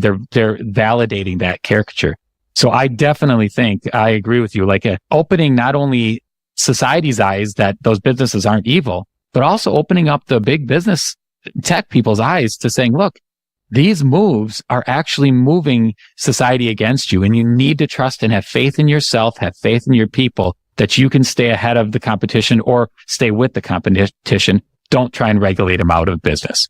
I agree. That's really good. All right. Well, where can the listeners find more of your stuff? Yeah, absolutely. They can follow me at X, formerly known as Twitter, at Sam Rouse1. That's RAUS. Nice. And stay tuned for more. Really getting my headway into the broadcast and writing space. So I'm sure there'll be more platforms opening up soon, but not planning to transition to Blue Sky just yet. All right. Well, we'll definitely put your Twitter handle in the show notes, or X handle in the show notes, and also listeners can find you at Young Voices, right? For some of more of your writing. Yes, they can find me on the Young Voices website. Outstanding. Well, thank you again, Sam, for joining me today. This has been absolutely wonderful. Thank you so much for having me. Yeah. So all you Liberty lovers, make sure you go and check out Sam's work. And, while you're doing that, as I always say, why don't you hop on over to goodmorningliberty.us and become a member of the Fed Haters Club? Nate's been hard at work creating a new live podcast portal so the Fed haters can interact more directly with the podcast. And I'm told that there's even going to be episodes where those in the Fed Haters Club can join in on the conversation. So sounds like there's some really exciting stuff coming. So get on there and become a member. All right. Also, make sure you leave us a rating and review on Apple Podcasts and Spotify. And, don't forget to be good to our sponsors. Support them. They help bring these interviews to you and help guys like Sam get his message out. And those are messages we need to hear. So be good to the sponsors. All right. So if you do all these things, I promise I'm going to be back next time with another exciting person that you all need to know. Until then, remember, you own your choices, each and every one. So make some good ones. I hope you all have a good night, a good day, and a good morning, Liberty. Thank you so much to Josh for doing that interview. Make sure you check out Josh's podcast, Martin's Minute, and of course our podcast, Good Morning Liberty. We've got Dumb Bleep of the Week coming right up. So many dumbs and so little time coming right up. Some of you have wanted to support Free Talk Live's mission on a monthly basis, but don't want to support Patreon. Now we have an alternative that also helps our premier streaming platform, Odyssey. Visit video.freetalklive.com and click join at the top of the channel. You can subscribe for $5 per month, and unlike other subscription services, Odyssey adds their processing fee on top, so it'll cost a little over $5 per month, but Free Talk Live will receive the entire amount you pledged. Higher donation tiers are available if you're feeling so inspired. You'll get a special membership badge that's visible in the Odyssey chat room, and if we get enough supporters, we may enable members-only chat. This new subscription method is a great way to decentralize our direct listener support away from just Patreon and also support a libertarian-run business, Odyssey. Please visit video.freetalklive.com and click join to subscribe to our Odyssey channel and help support spreading our message around the planet. Visit video.freetalklive.com and click join today. From Feature Story News in Washington, I'm Benji Haya. US President-elect Donald Trump's criminal sentencing, scheduled for next week, will likely be delayed after prosecutors in his hush money case say they're open to postponing, but would oppose dropping it altogether. Trump was found guilty by a jury of falsifying business records, but his victory in the presidential election has complicated proceedings, as Sally Patterson explains from New York. Donald Trump's sentencing could be pushed back once again, this time not just by a few weeks, but by 4 years. On Tuesday, prosecutors wrote to Judge Juan Merchan, who's overseeing the former president's hush money case. They said consideration must be given to potentially freezing the case until he's completed his second term. Trump's team says the filing's a, quote, total and definitive victory for President Trump. His lawyers are pushing to get the case thrown out completely. Firstly, because he's about to become US president again. And secondly, they point to a Supreme Court ruling on presidential immunity from July, claiming it applies to evidence used during the trial. This is one of 4 criminal cases Trump's facing across the country, none of which look likely to be completed before he returns to office. Ukraine has fired American-made long-range missiles deep into Russia, just a day after the United States gave permission for the use of these weapons on Russian soil. Russia's defense ministry said the strike on Tuesday morning caused a fire at a military facility in its internationally recognized territory, vowing, quote, an appropriate and tangible response to the attack. Megumi Lim's following developments from Kyiv. As Ukraine marked 1,000 days of full-scale war with Russia on Tuesday, the Russian Defense Ministry claimed Ukraine had launched a US-supplied ATACMS missile against Russia's Bryansk region.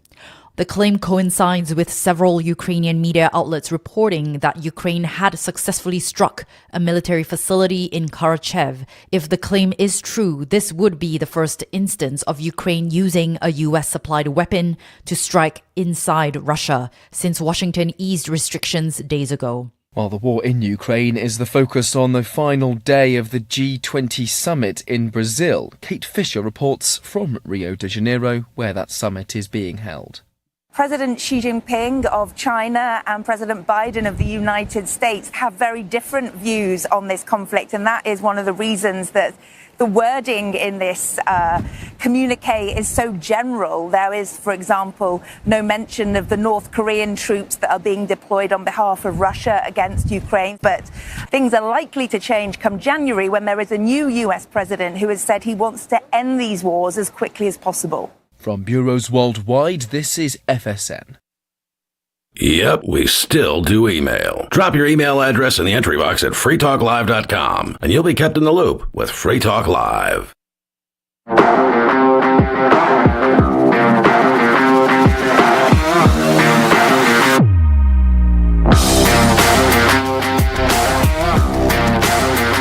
There's been so many dumb things that have happened over the last couple weeks and over the last week. It's tough to wrap them all into a single episode and talk about them. It really is. We have 11 dumbs We would today. we could do a 24-hour news cycle. We could. On dumb. We definitely could. We've got 11 today. And if it's your first time joining, by the way, smash follow and subscribe on your favorite podcast app, which hopefully is Apple Podcasts, because I'm pretty sure that's the only one that's working right now. But They're going to get that fixed. Issues with Spotify? Still Spotify, and I don't know. I haven't heard from anyone. Maybe someone in the group can let us know. Is it working on something other than Apple right now? Anyone in here use something other than Apple to listen to the show, and you can see our new episodes pop up? Because I know Spotify isn't working, and I don't even know what other podcast apps there are out there. But anyhow, they're going to get that fixed up. I know they're going to get it fixed. They're working hard very soon. They're gonna get that done for us, and we appreciate all the hard work that those people, the fine people over there at Libsyn, are putting in for us. So we've got a lot of dumb bleeps, and the way we do this, if it's your first time joining, is we present to you these bleeps. They are in fact a curated list. Mm-hmm. The people in the Fed Haters Club who join by going to joingml.com, well, they get to vote at the end of the episode, and we decide who wins Dumb Bleep of the Week. And of course, I will put it into my spreadsheet, which I checked. I have entered 9 of the Dumb Bleeps this year so far. So I saved myself a little bit of time next month when we get to Dumb Bleep of the Year. Don't worry. But anyway, we'll see who wins Dumb Bleep of the Year after that. Do we need any more explanation? Do we understand what's going on? I feel as if that's solid. All right, that's solid. Let's get the number one here. So I don't really know what I call this. It's the meeting between Biden and Trump at the White House. And first off, the thing everyone's been talking about are the smiles. The number one happiest person in the room there is Joe Biden. Trump's feeling pretty good too. But Joe and Jill are feeling pretty good about this. Probably because they got cooed. They got screwed and cooed by the commie Kamala. And who knows about getting cooed by the government other than Donald Trump? I mean, look at they're glowing. Yeah. They're just glowing. Old pals. Also, here's the thing. When you're taking a picture, do you typically smile or not smile when you're in front of the camera?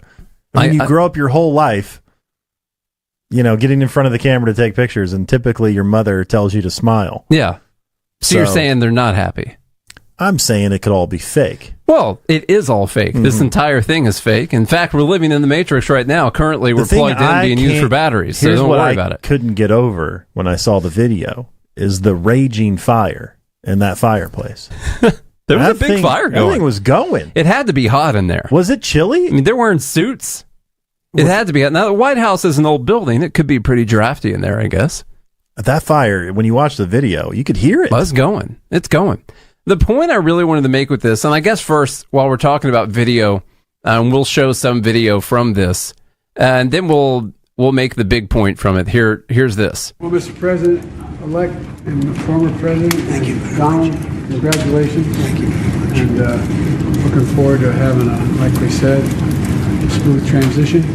Do everything we can to make sure you're accommodated, what you need. And we're going to get a chance to talk about some of that today. So good. Welcome thank you back. Very much. And thank you very much. And politics is tough, and it's in many cases not a very nice world, but it is a nice world today, and I appreciate it very much. A transition that's so smooth, it'll be as smooth as it can get, and I very much appreciate that, Jim. You're welcome.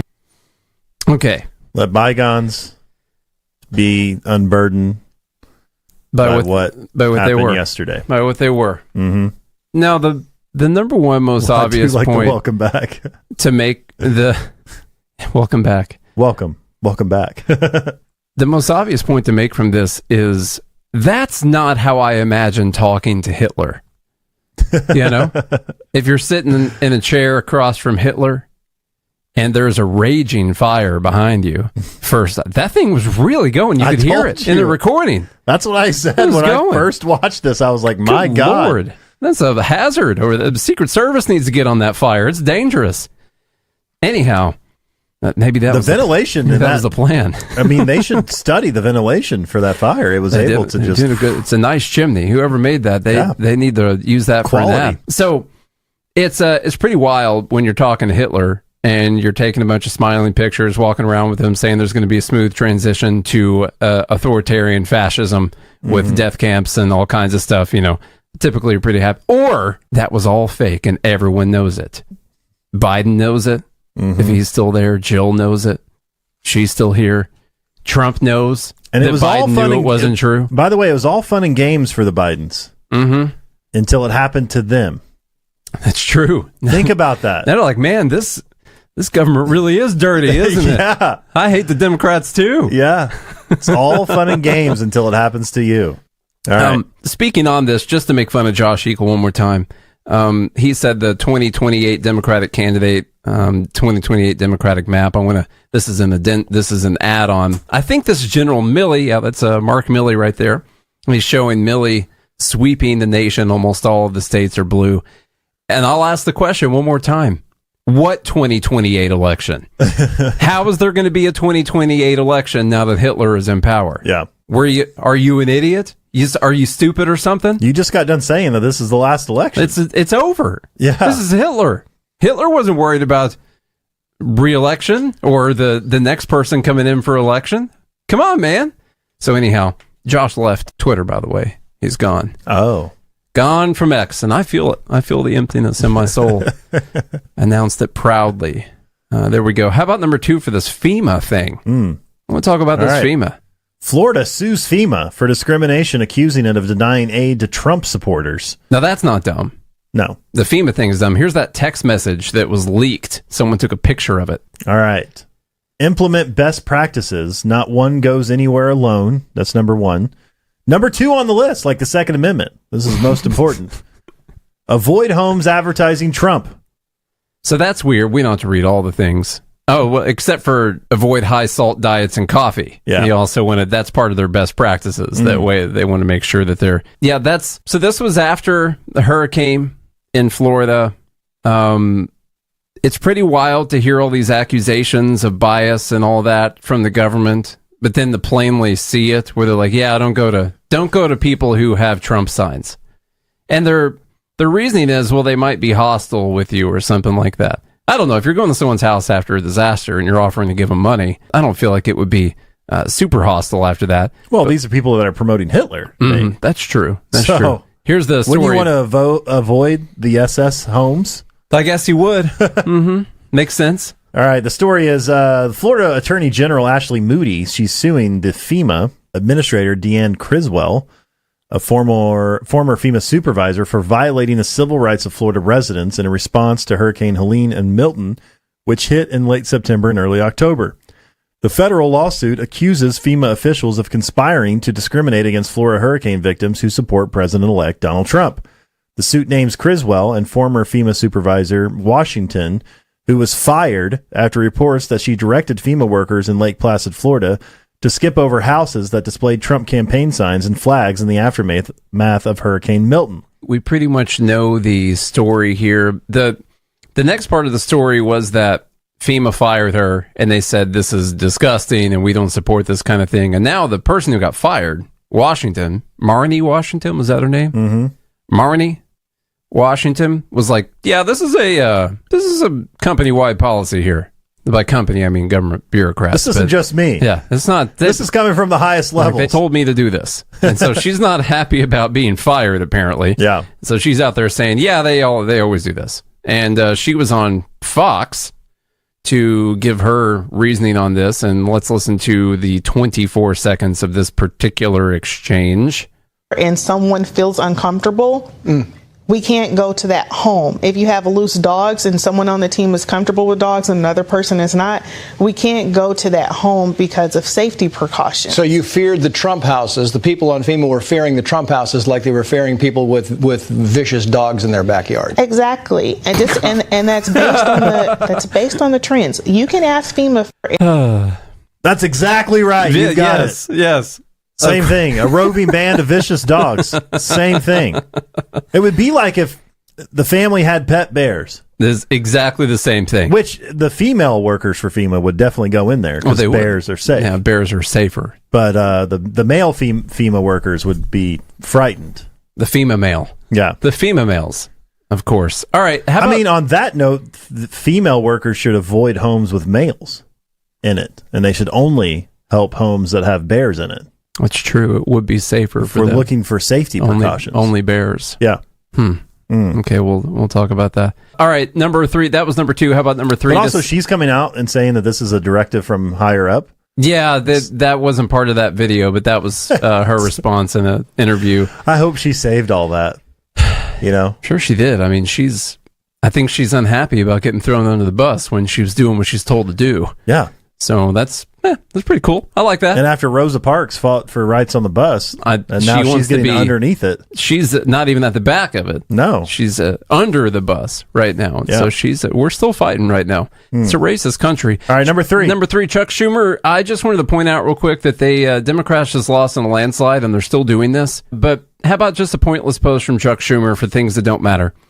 This new class of Democratic senators is the most diverse slate of candidates ever. This person and this person mark the first time 2 black women have served together in the Senate. Wow, check that off of my list then. Good job, everyone. Good job. Senator Kim is the first Korean American to serve. Ooh, Kim, Korean. Which Korea? Yeah. Is this a North Korean asset? It might be. Yeah, probably is. And he has the same name. Gallego expands the number of Hispanic senators. For anyone who is counting or cares about any of this whatsoever, this kind of stuff right here is why I'm pretty sure the bulk of Americans, what people call working class Americans, people are worried about their day-to-day lives, are like, screw this S word. I'm done with this. Who cares? Here's an idea, Chuck. Give up your seat for someone more diverse than you. You're an old, rich, white guy. But he's Jewish. Yeah. That makes him more diverse. So you can't forget that. How about this one? This one's interesting, Charlie, for things going on in your life. Charlemagne, the God, says it's fine to misgender Caitlyn Jenner because she voted Trump. So Caitlyn Jenner did post a screenshot of voted for Donald Trump. And Charlemagne says that you can call her a he. That's fine because she voted for him. Hitler. For Hitler. So that's fine. Kyle Kulinski, he says this is correct. And I want to point out, I think it's likely you will agree with me, Charlie, that this means they have no actual beliefs. Well, we know that. Of this being the truth. Yeah. It is a political weapon that people use. If you believe that this is the truth, then you would not say it's okay to misgender someone because of their political beliefs. You would say, no, I'm going to call them what their gender is because that is correct and everyone else is wrong. But when you say, well, I don't like their political beliefs, so it's fine to misgender someone, something that would get you banned from Twitter back in the old days. In fact, I'm sure a lot of people did get banned. Is it okay to dead name? I guess so. And call Caitlyn Bruce? I would assume that's okay as well. Why would it not be? How these people put this kind of stuff like on the internet and then continue to just go on about their day and continue to act like they have the moral high ground on everything. You know, this is part of what made me vote for Trump. Like, F these people. F them. F them. I'm so done. Thank you for saying F. And then for me, I know you got radio stuff to do. Less stuff to worry about. And then for me to be called, transphobic and that I have hate which you have been called. Yeah. In the last few days. Then, and then for Kyle to be like, correct. These, jokers, man. It's bringing out the J word. I'm just done with them. These jive turkeys out here. I know, that's what I was about to say. Sorry, we'll have to take that. We'll have to cut that out. This one's pretty dumb. Just call me a jive turkey. No, I called you. Whoopsie Goldberg has a big announcement that's sending shockwaves through the male culture. All of us, we're in our own little club where we talk about things we're sad about. And this is one of them, is that she's going to go on a sex strike. That's sad. All right, here we go. This. We all came from I dare. Yeah, you didn't get here by yourself, man. You can't do this without us. Yeah. And if we don't let you, you don't get any. It's that simple. It's that simple. You won't get any. Now, I just have to cross her off my list. Sad stuff. Sad stuff. So you're telling me that liberal women are now going to save themselves for marriage? Oh, the horror.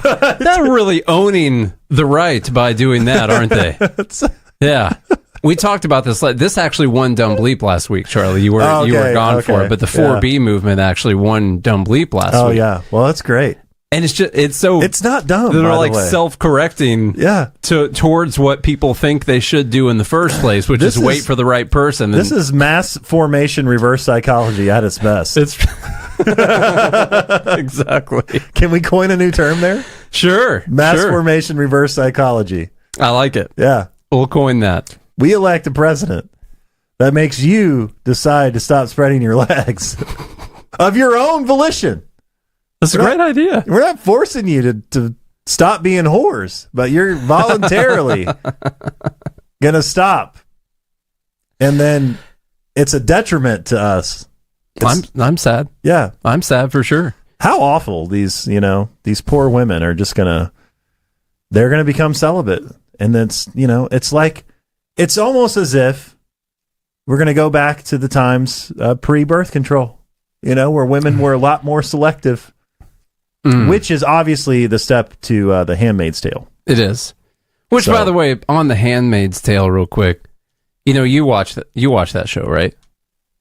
Oh, yeah. Yeah. Still a good show. Yeah, but I just went. I don't know what if anyone you said. Abortion rates are going to plummet. I don't know if anyone in the group or anyone who's listening agrees with me on this, but The Handmaid's Tale might be a good show, but I didn't watch it because I knew what they were doing, and you can see, and I knew why they were doing it. Like it was a show, and they probably did a good job, but it was a political cry. It was a political propaganda tool. That show was, and it has worked for a lot of people, which is so ridiculous. Which is why I refused to watch it, because I knew why they made it and why it was so popular. And I, unlike Charlie, did not give in to that, even if it did look like it was a pretty good show. And so, well, I'm able to watch it objectively and be like, I didn't want to give them the plays. That's what they make their living off of. Well, I did. Way to go. Way to give them money, Charlie. You're fighting against everything you're fighting for. Okay, Dumb Bleep number 6. We gotta keep going. I still here. watch movies like Interstellar. That's not real. Yeah, that we know of. That's pretty. I think that one's a documentary. Pretty sure. Think Matthew's still there? Yeah, he's still he is, but we just won't know for like 100 years. But he's going to pop back up somewhere. Okay. All right, number 6 is just going to be called reactions to the Trump transition. Some of these are going to be reactions to the cabinet picks. Or reactions to the transition to Trump in general. So there's quite a few wrapped up in Dumb Bleep number 6. So it's Trump trans reactions, is what transition reactions is what we have. And AOC will start off with her clip explaining why. Basically, how did they describe this? This is a pro-war nomination. Tulsi Gabbard as a pro-war nomination. Here we go. And we haven't even gotten to Tulsi Gabbard potentially having access to national security information. And Russia loves it, loves her. And I actually think almost more than Matt Gaetz, Tulsi Gabbard's appointment is devastating. And Tulsi Gabbard's nomination, as much as she says that she's an anti-war person, she's not. Yeah. She supports very pro-war individuals. Including abroad. in Syria. And let's be very clear. A Tulsi Gabbard nomination is a pro-war nomination. I'm glad they were globally. clear about Point blank, period. As is Donald Trump and the period. as She said the president period, of the United just States. so you know. And we have... So they brought up the Syria thing again. We'll bring in more of the information from it next week. But she met with Assad back in the day. She says she's not sorry about it because she wanted to talk to Assad and see if she could talk him down, see what the grievances were, and try and find some kind of solution so they could try and have some kind of democratic outcome in Syria without just going to a full-blown war. And they'll say that because she talked to someone like Assad, she's pro-war because that makes her pro-Assad by talking to people. I mean, and probably not just the left, but it seems to be a lot on the left right now, that talking to your adversaries it equals supporting them. Same. You know what I mean? It's like, well, this when opinion. Trump met with Putin and he met with Kim Jong-un and I know all of these adversarial people, he's obviously has another agenda. It's their agenda. It's the foreign government's agenda. Like, I prefer to not go to war with these people, you know? And if that takes a conversation with them, even if you got to stroke their ego a little bit, if it prevents war. These kinds of people, though, don't understand that. Like, if they don't agree with someone, they cut them off. That's where I was about to go. There's no conversation to be had because these people are the worst kind of people on earth, and there's no sense in having any sort of... You can't give them the dignity of having a human conversation. With you, who's so morally superior on your high ground. Which, by the way, is actually an ego-driven, I'm going to cut you off and stonewall you. And then, here's the thing, there's no solution that comes out of that except for a fight. That's the only... Because you don't understand each other. You're not trying to understand anything. This is in very simple terms. It goes back to even your own personal relationships. If you're not willing to communicate or talk, then it is war. I mean, Biden, to my knowledge, they've not had any meetings with Putin. And we've spent a couple $100 billion in one way or another with this war. And they won't meet and try to talk to him, even if he's willing to meet and talk to someone.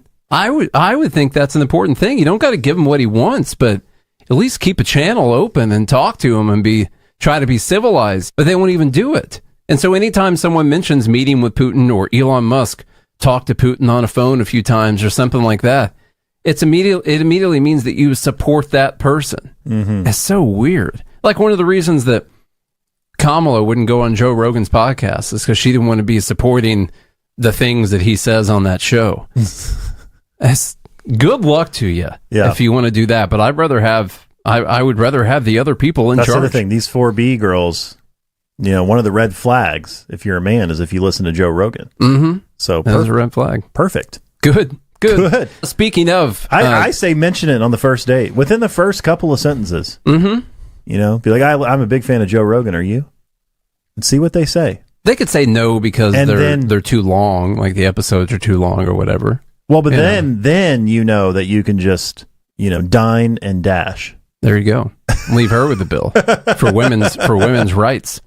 Yeah. Here we go. This is... People are going to cut that clip, by the way.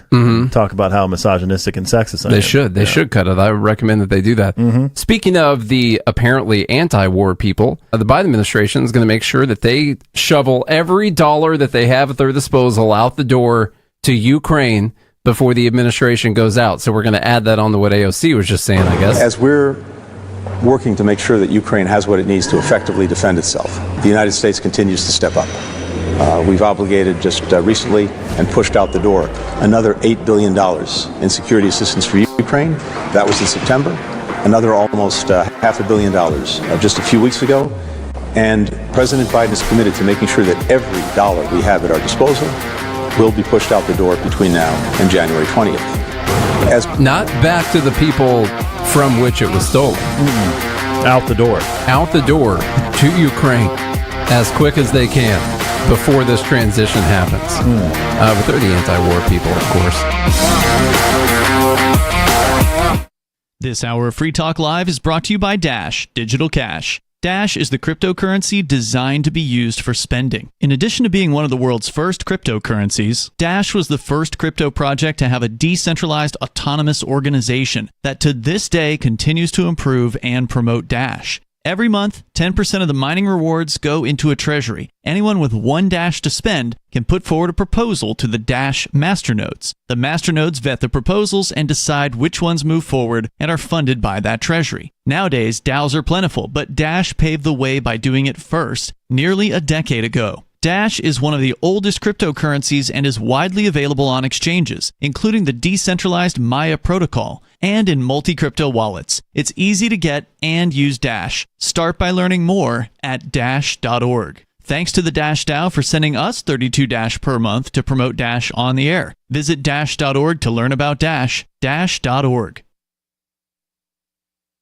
There are basically two types of advertising, direct response and branding. Radio's great for direct response with its low cost to listener ratio, but audio can't be beat for branding, which is a longer term endeavor. You want to be the first thing that someone thinks of when they think about your product or service. If you have a local business that you want kept top of mind in your community, call the station. If you need national reach, Free Talk Live's got around 200 radio stations, millions of monthly listening sessions, can suit all budgets, and if we don't think we're right for you, we'll tell you.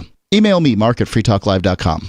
Tired of cancel culture? Sick of mega tech corporations holding an axe over your head? Join the LRN.FM Matrix chat server. It's self-hosted, so no one else can tell us what to do or say. Don't like the existing channels? You can make your own. You can even connect into some of our channels from other Matrix servers. It's federated. For the full LRN.FM Matrix experience, though, you should join our server via the step-by-step instructions at chat.lrn.fm. chat.lrn.fm. The latest episode of Free Talk Live continues with Hour 3 up next after the news here at listen.freetalklive.com. From Feature Story News in Washington, I'm Benji Haya. US President-elect Donald Trump's criminal sentencing, scheduled for next week, will likely be delayed after prosecutors in his hush money case say they're open to postponing, but would oppose dropping it altogether. Trump was found guilty by a jury of falsifying business records, but his victory in the presidential election has complicated proceedings, as Sally Patterson explains from New York. Donald Trump's sentencing could be pushed back once again, this time not just by a few weeks, but by 4 years. On Tuesday, prosecutors wrote to Judge Juan Merchan, who's overseeing the former president's hush money case. They said consideration must be given to potentially freezing the case until he's completed his second term. Trump's team says the filing's a, quote, total and definitive victory for President Trump. His lawyers are pushing to get the case thrown out completely. Firstly, because he's about to become US president again. And secondly, they point to a Supreme Court ruling on presidential immunity from July, claiming it applies to evidence used during the trial. This is one of 4 criminal cases Trump's facing across the country, none of which look likely to be completed before he returns to office. Ukraine has fired American-made long-range missiles deep into Russia, just a day after the United States gave permission for the use of these weapons on Russian soil. Russia's defense ministry said the strike on Tuesday morning caused a fire at a military facility in its internationally recognized territory, vowing, quote, an appropriate and tangible response to the attack. Megumi Lim's following developments from Kyiv. As Ukraine marked 1,000 days of full-scale war with Russia on Tuesday, the Russian Defense Ministry claimed Ukraine had launched a US-supplied ATACMS missile against Russia's Bryansk region.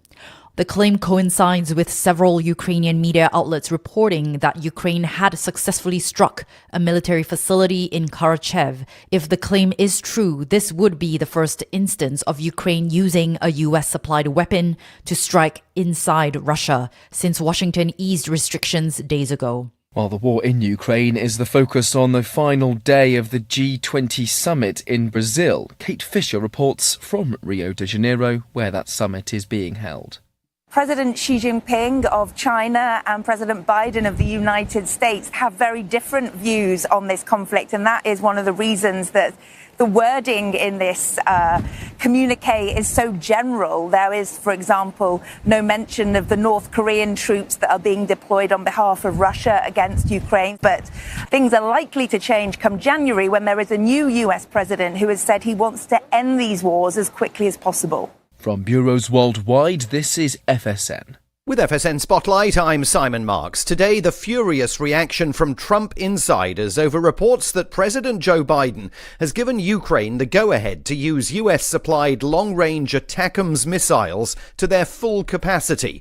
Up until now, the Ukrainians have not been allowed to use those weapons to strike at targets on Russian soil, even though they have a sufficient range to strike at least 200 miles inside the country. If it is true, it is one of the most egregiously irresponsible acts of any sitting president in modern times. Sebastian Gorka advised President Trump during his first term in office and is tipped to return to the president's national security team in January. The idea that we are 62 days away from the inauguration means that there should be no serious military strategic action taken short of an impending attack against U.S. forces. The idea that he is precipitating further destabilization of Eastern Europe 62 days from the inauguration of President Trump, it just boggles the mind. Biden officials say the president's decision was designed to punish Russia for deploying troops from North Korea into the Ukrainian front lines.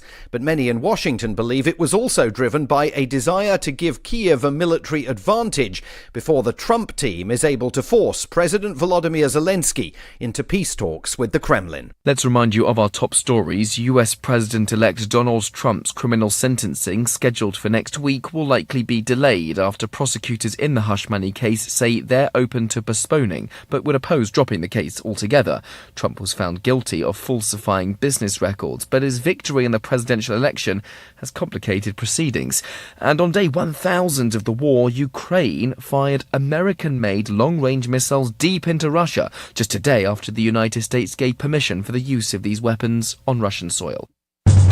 It's The Onion Radio News. JCPenney abandons its 45-second sale. This is Doyle Redland reporting. Word came today from JCPenney headquarters in Plano, Texas, that the retail giant will discontinue its 45-second sale. The bargain bonanza, in which all JCPenney merchandise is discounted by 60% for 45 seconds starting at 1 p.m. daily, simply wasn't pulling in enough revenue. CEO Alan Questrom. The 45-second sale drew very strong customer response, but regrettably, only a handful of shoppers actually got to capitalize on our fantastic prices due to the horrific injuries they sustained during their stampede to the cashier. Questrom added that plans are in the works to create a longer 2-minute sale intended to give frantic shoppers at least a fighting chance to enjoy incredible store-wide savings. Doyle Redland for The Onion Radio News, online at theonion.com.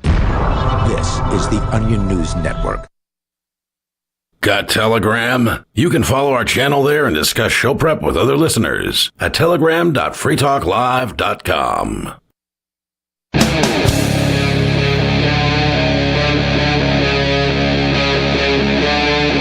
Free Talk Live.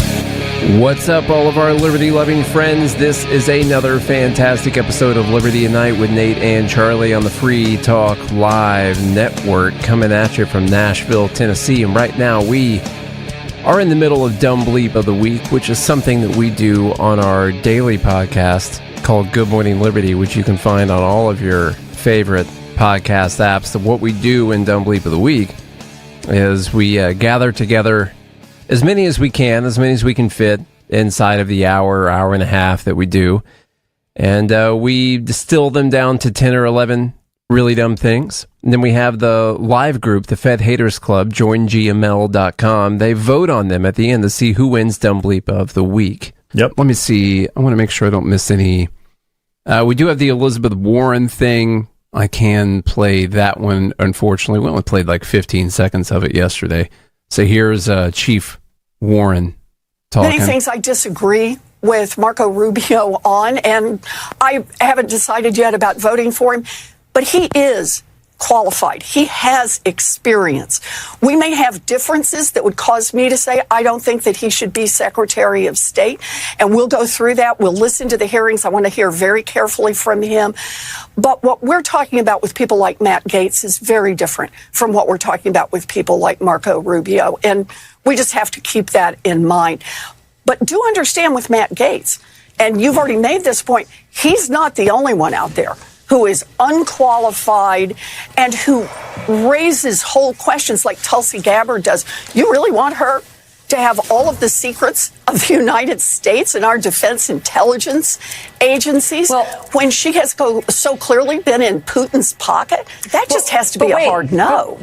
Putin's pocket means you offer an alternative to what their view of the war strategy should be. Or if you say that NATO or Ukraine or America had anything to do with leading to this war, you're in Putin's pocket. because Putin might say something like that. And so therefore, if you happen to agree partially, even partially, then you're in his pocket automatically. Yeah. We talked about that a lot yesterday. Here you go, Charlie, from All right. Joe Walsh. When you voted for Trump, you voted to put Tulsi Gabbard, a Russian asset, in charge of our nation's intelligence. That's what you voted for. Congratulations. Well, thank you, Joe. Yeah, thanks. Thanks a lot. How about this one? I appreciate the congratulations. Tulsi had tweeted, this war and suffering could have easily been avoided if Biden administration and NATO had simply acknowledged Russia's legitimate security concerns regarding Ukraine's becoming a member of NATO, which would mean U.S. NATO forces right on Russia's border. And Republicans against Trump, quote, posted, it's not quote tweeted anymore, they quote posted, moments after Putin launched the full-scale invasion of Ukraine, Trump's nominee for DNI rushed to Twitter to blame the United States and NATO, not Putin, for the war. This is proof, by the way. They end this tweet here, a Russian asset. A Russian asset. How about that?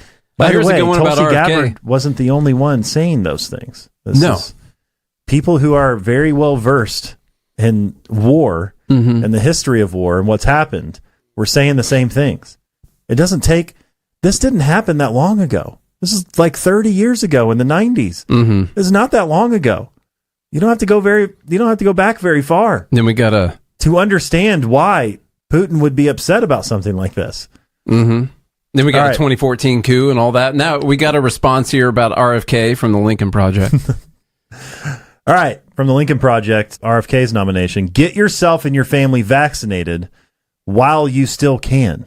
Seriously, this isn't a joke. It's no joke. It's no joke, Being man. serious.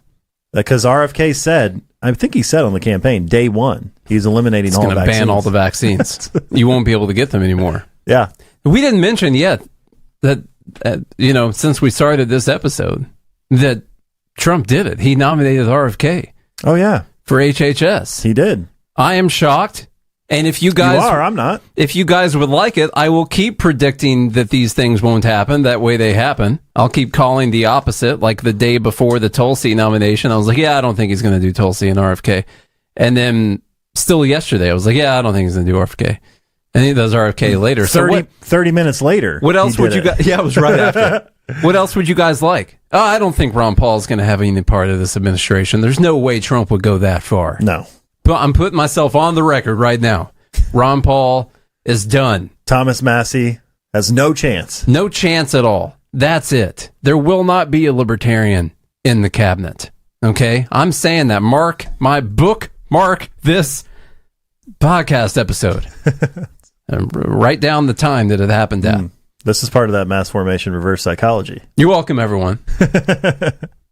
I did want to say a word about How RFK. wrong have you been? I've been this year. This is the most wrong I've especially seen the you. last couple of months have been just a string of wrongness. And good thing I get to play the other side. How's it feel?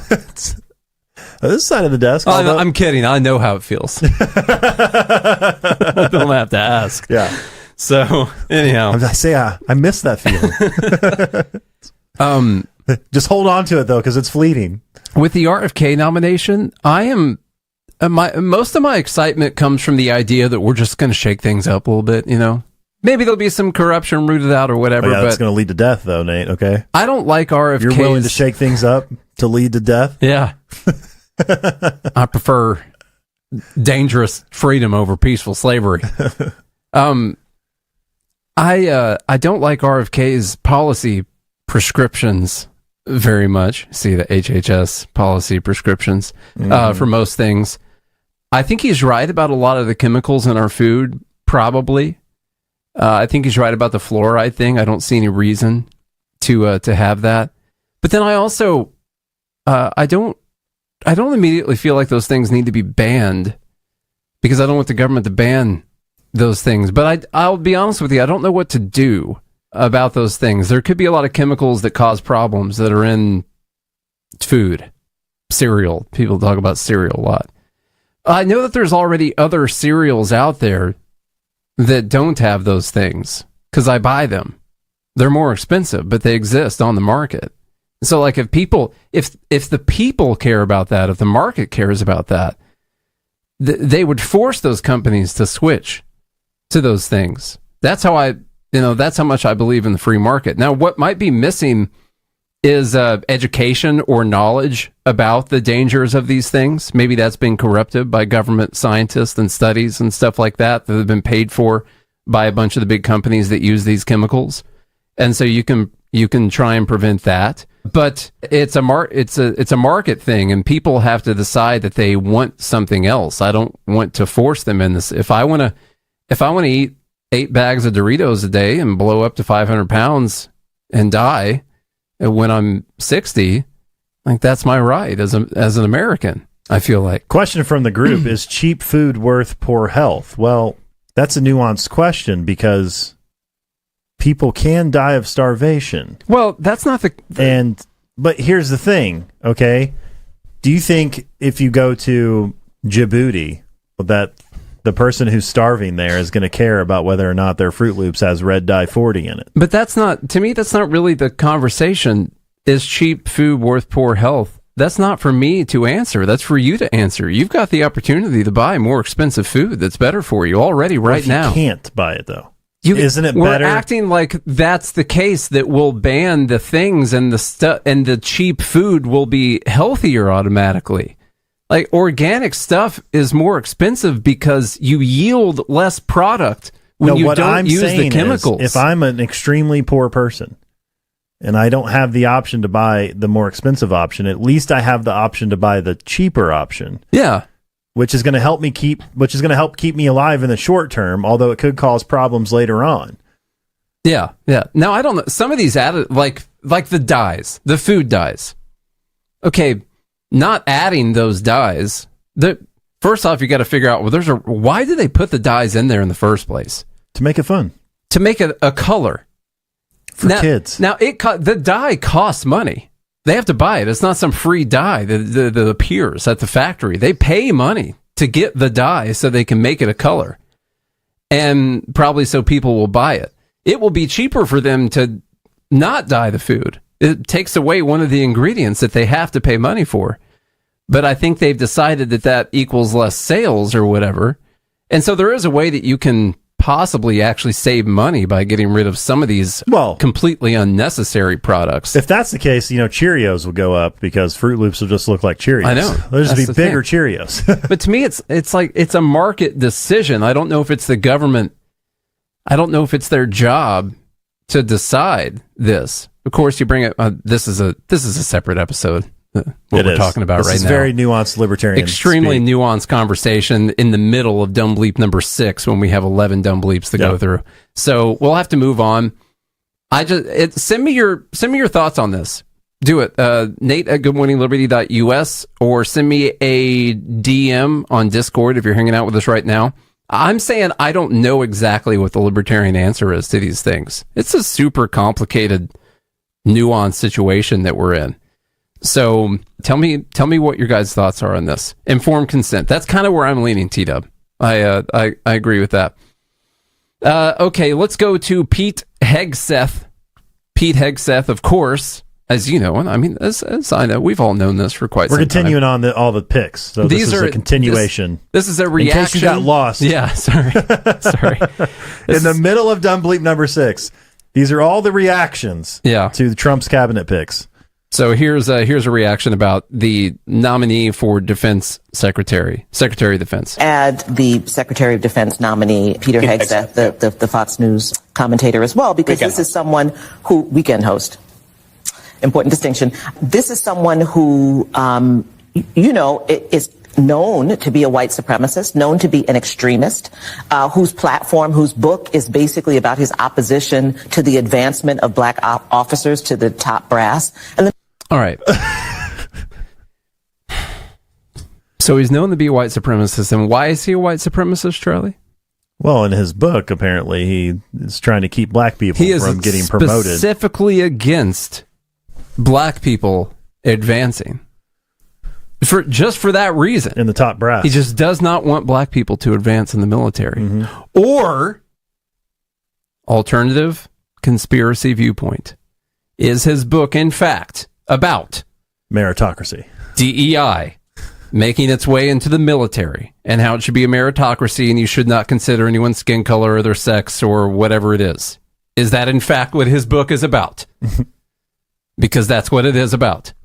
In fact, I might pick it up and read it just to check it out. But yeah, since he thinks that it should be a meritocracy and you shouldn't advance solely because of your skin color, that makes him a racist. Just so everyone knows. I want to clarify, just to be clear. That's what we're talking about right now. Republicans against Trump. Now let me ask you what you think this Fox News host, Laura Ingraham, even she thinks that Tulsi Gabbard is a Putin plant, that she is a Russian asset. You know how I know? This is a direct quote from the video, Charlie. Tulsi Gabbard as director of national intelligence? You'd think Trump had given it to Putin himself. There's no sarcasm in there. No, this is a direct quote. She doesn't go on to explain anything else, I bet. She wasn't trying to imitate what people on the left are saying. She's saying that. Okay, that's what she's saying. So even if she even thinks this, and it's clearly true. And those who get rich from the status quo in D.C. are always going to be threatened by anyone demanding accountability. And this explains a lot of the frenzy over Trump's recent cabinet picks. Tulsi Gabbard as director of national intelligence? You think Trump had given it to Putin himself? So, you know what? Keep doing it. Because they sold out. They bet the farm on this election. They did everything they could. How many views and retweets did this have here? 1.4 million 1.4 million views. And it's almost 4,000. It's from this guy's post, which has got, 329,000 views. And this one has 1.4 million, where she's clearly being sarcastic, making fun of people on the left. But they put it in quotes, and they say that Fox News host Laura Ingraham says this about Tulsi Gabbard. Mm-hmm. Keep doing it, guys. Just keep on doing it. Good luck to you.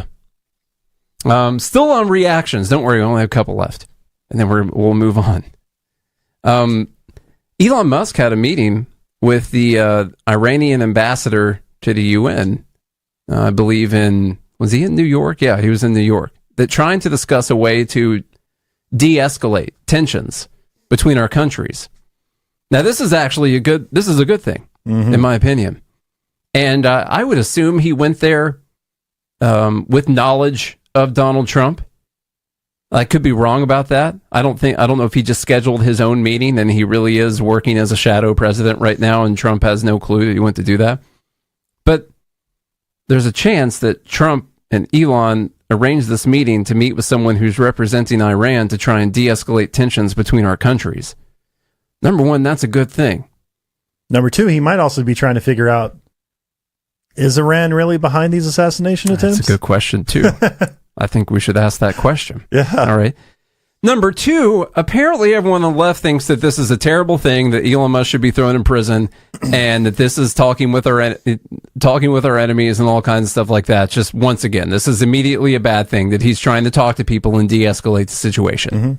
The threatening with the Logan Act, where you're like acting, not a government agent, but acting as one and talking to a foreign country, that kind of thing. Wanting to prosecute their political opponents, by the way. I've seen a lot of people posting about that, getting a lot of retweets. This kind of My question is, where does free speech fall into this? Like, I'm just not allowed to talk to anybody I want? I think you can talk. I don't know what the rules of the Logan Act are. I know you can't be acting on behalf of the country, essentially. Of the government and speaking to another government, I believe, is the rule. Haven't read that in quite some time since we were talking about it back in the old Trump days. Here's Sam Harris. This is the last one for reactions.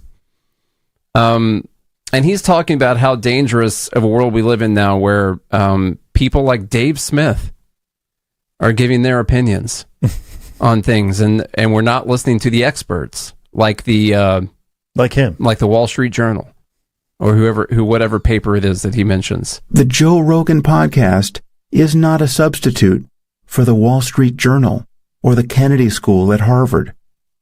It is simply not progress to have a comedian like Dave Smith, who's apparently done his own research, interviewed about the history of the Middle East or the war in Ukraine. I want them to keep doing this. Yeah. He's still going with you're not the expert. Trust the experts. Mm-hmm. Don't do your own research. We need to listen to the people that are so much smarter than you. They need to be making all decisions. And that this idea right here is kind of what lost the election for them. And so I hope they keep doing it. Yeah. Honestly, I'm pretty pumped about it. You're dumb. You don't know what's good for you. Yeah. You're deplorable. You're garbage. You're stupid. You have no idea. You don't know how to read a book like our experts know how to read a book. All because you went to a public school. God. All right, we'll move on to number 7 now. This is from Kyle Kulinski, big old Bernie bro, socialist guy. So the news story, well, go ahead, Charlie. All right, from CNN, they said in the business section. Edit, please, when you read it. Yeah, Elon Musk is on track to soon become the world's first trillionaire. It's probably not true, actually. I think, like the Saudi king is probably a trillionaire. There's other people who have so much money, you just don't hear about them. They're not on a list, Anyway, maybe the first public trillionaire that we know of. So, of course, Kyle posts this and says, this is why America is effed. 41% have medical debt, 650,000 are homeless, 60% live paycheck to paycheck, and Elon Musk is on track to become a trillionaire. Tax his donkey. Nobody should even be a billionaire, never mind a trillionaire. I think he'll get by just fine with 999 million. Mm-hmm. Now, I think we should add in Crystal Ball to this. I think they're together? Can someone tell me? Are they a thing? She talks about Kyle a lot, and I've assumed it's Kyle Kulinski. Is that true? Someone tell me. A thing. Good match, if that's the case. Good job for them. Married. Okay, they are married. A little clip from Breaking Points, which I listen to every day, where she goes a little bit further than what Kyle just said here. And she's talking about the Democrat Party and what direction they have to go after this election. They have to take the message and run with it. And her message is the working class. There should be purity tests on everything that is core to that war against the plutocrats and a large public purge of those who are on the wrong side of that divide. If you don't agree that billionaires should be abolished, then get the f*** out. If you don't want to tax the rich, get the f*** out. If you don't want to radically increase union power, get the f*** out. If you don't want to implement a universal jobs guarantee, get out. If you don't want universal health care, get out. If you do support these things, but you also have a more moderate position on abortion, guns, trans athletes. All right, that's enough of that. Did she get this from the Communist Manifesto? Directly from it, yeah. Directly from it. And so if you don't support... Imagine being married to that. Yeah. If you don't agree billionaires should be abolished, get the F out. Okay? If you don't want to... You're going to have to edit that, by the all way. those things. Yeah, I know. If you don't want to implement a universal jobs guarantee, get out. Now, she didn't say get the F out, so I guess it's not as big of a get out, but whatever. If you don't want universal health care, get out. If you don't want to radically increase union power. So both of these people have completely unreasonable and idiotic positions when it comes to rich people, which we have explained many... Oh, my God. Well, that's a phone call. It's a phone call. And I have not been able to figure out how to stop it from coming through my computer. End. Go away. How do I make that not happen? Moving on. Yeah, we'll move on. The live group is saying, well, Kyle is the yeah. relationship. So. I believe that.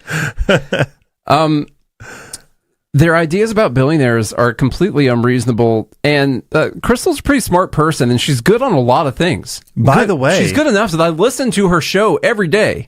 You don't think her and Kyle are pretty, multi-millionaires? But they're not billionaires, so it's fine. Okay. No reason to worry about it. They can have the money they have, even though it's radically unequal compared to most people that exist on planet Earth. But that's totally fine, I guess. Billionaires have most of their money, almost all of their money, because they own companies that millions of other individuals have decided to put their money in so they can grow their retirements Honestly, or their I'm just investments and tired grow of their money. explaining that. Okay. I'm just tired of explaining that. Okay. You know? If they don't get it, they can get out. They can get out. Get out of here. Yeah. All right? You don't understand. We don't need you. You don't understand why Elon Musk would be worth $1 trillion. And not the fact that he doesn't have $1 trillion. No. But why his net worth would be $1 trillion. Then get out. Get out of my country. I don't need to explain it to you. Get out of here. If you're that dumb, I don't need to explain it to you. This is the Onion Week in Review. Apparently oblivious of the dismal fiscal climate, local dog Digby is wolfing down kibble as if the United States isn't in a goddamn economic crisis. Sources say the shockingly selfish 4-year-old German Shepherd appears callously unswayed by the constant stream of gloomy market forecasts and continues gorging on brand-name pet foods, milk bones, and table scraps as if the U.S. unemployment rate hasn't been above 8% for the past 3 years. Here we are tightening our belts while this dog scarfs down bowl after bowl like the Dow Jones Industrial Average has gone through the goddamn roof or something. You'd think that he'd think twice since U.S. credit rating's been downgraded, but Digby doesn't give a damn. Ain't that right, Digby? You don't give a flying do you? The Onion solemnly bids farewell to the 22 crew members who perished during the production of today's Week in Review. You will be missed. For more, visit theonion.com/newsbeat. This is the Onion News Network. From Feature Story News in Washington, I'm Benji Haya. US President-elect Donald Trump's criminal sentencing, scheduled for next week, will likely be delayed after prosecutors in his hush money case say they're open to postponing, but would oppose dropping it altogether. Trump was found guilty by a jury of falsifying business records, but his victory in the presidential election has complicated proceedings, as Sally Patterson explains from New York. Donald Trump's sentencing could be pushed back once again, this time not just by a few weeks, but by 4 years. On Tuesday, prosecutors wrote to Judge Juan Merchan, who's overseeing the former president's hush money case. They said consideration must be given to potentially freezing the case until he's completed his second term. Trump's team says the filing's a, quote, total and definitive victory for President Trump. His lawyers are pushing to get the case thrown out completely. Firstly, because he's about to become US president again. And secondly, they point to a Supreme Court ruling on presidential immunity from July, claiming it applies to evidence used during the trial.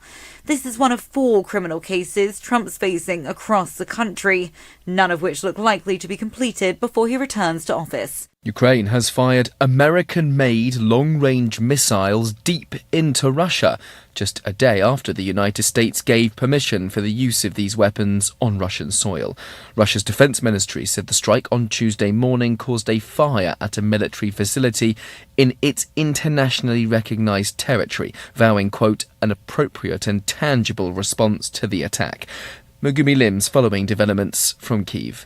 As Ukraine marked 1,000 days of full-scale war with Russia on Tuesday, the Russian Defense Ministry claimed Ukraine had launched a US-supplied ATACMS missile against Russia's Bryansk region.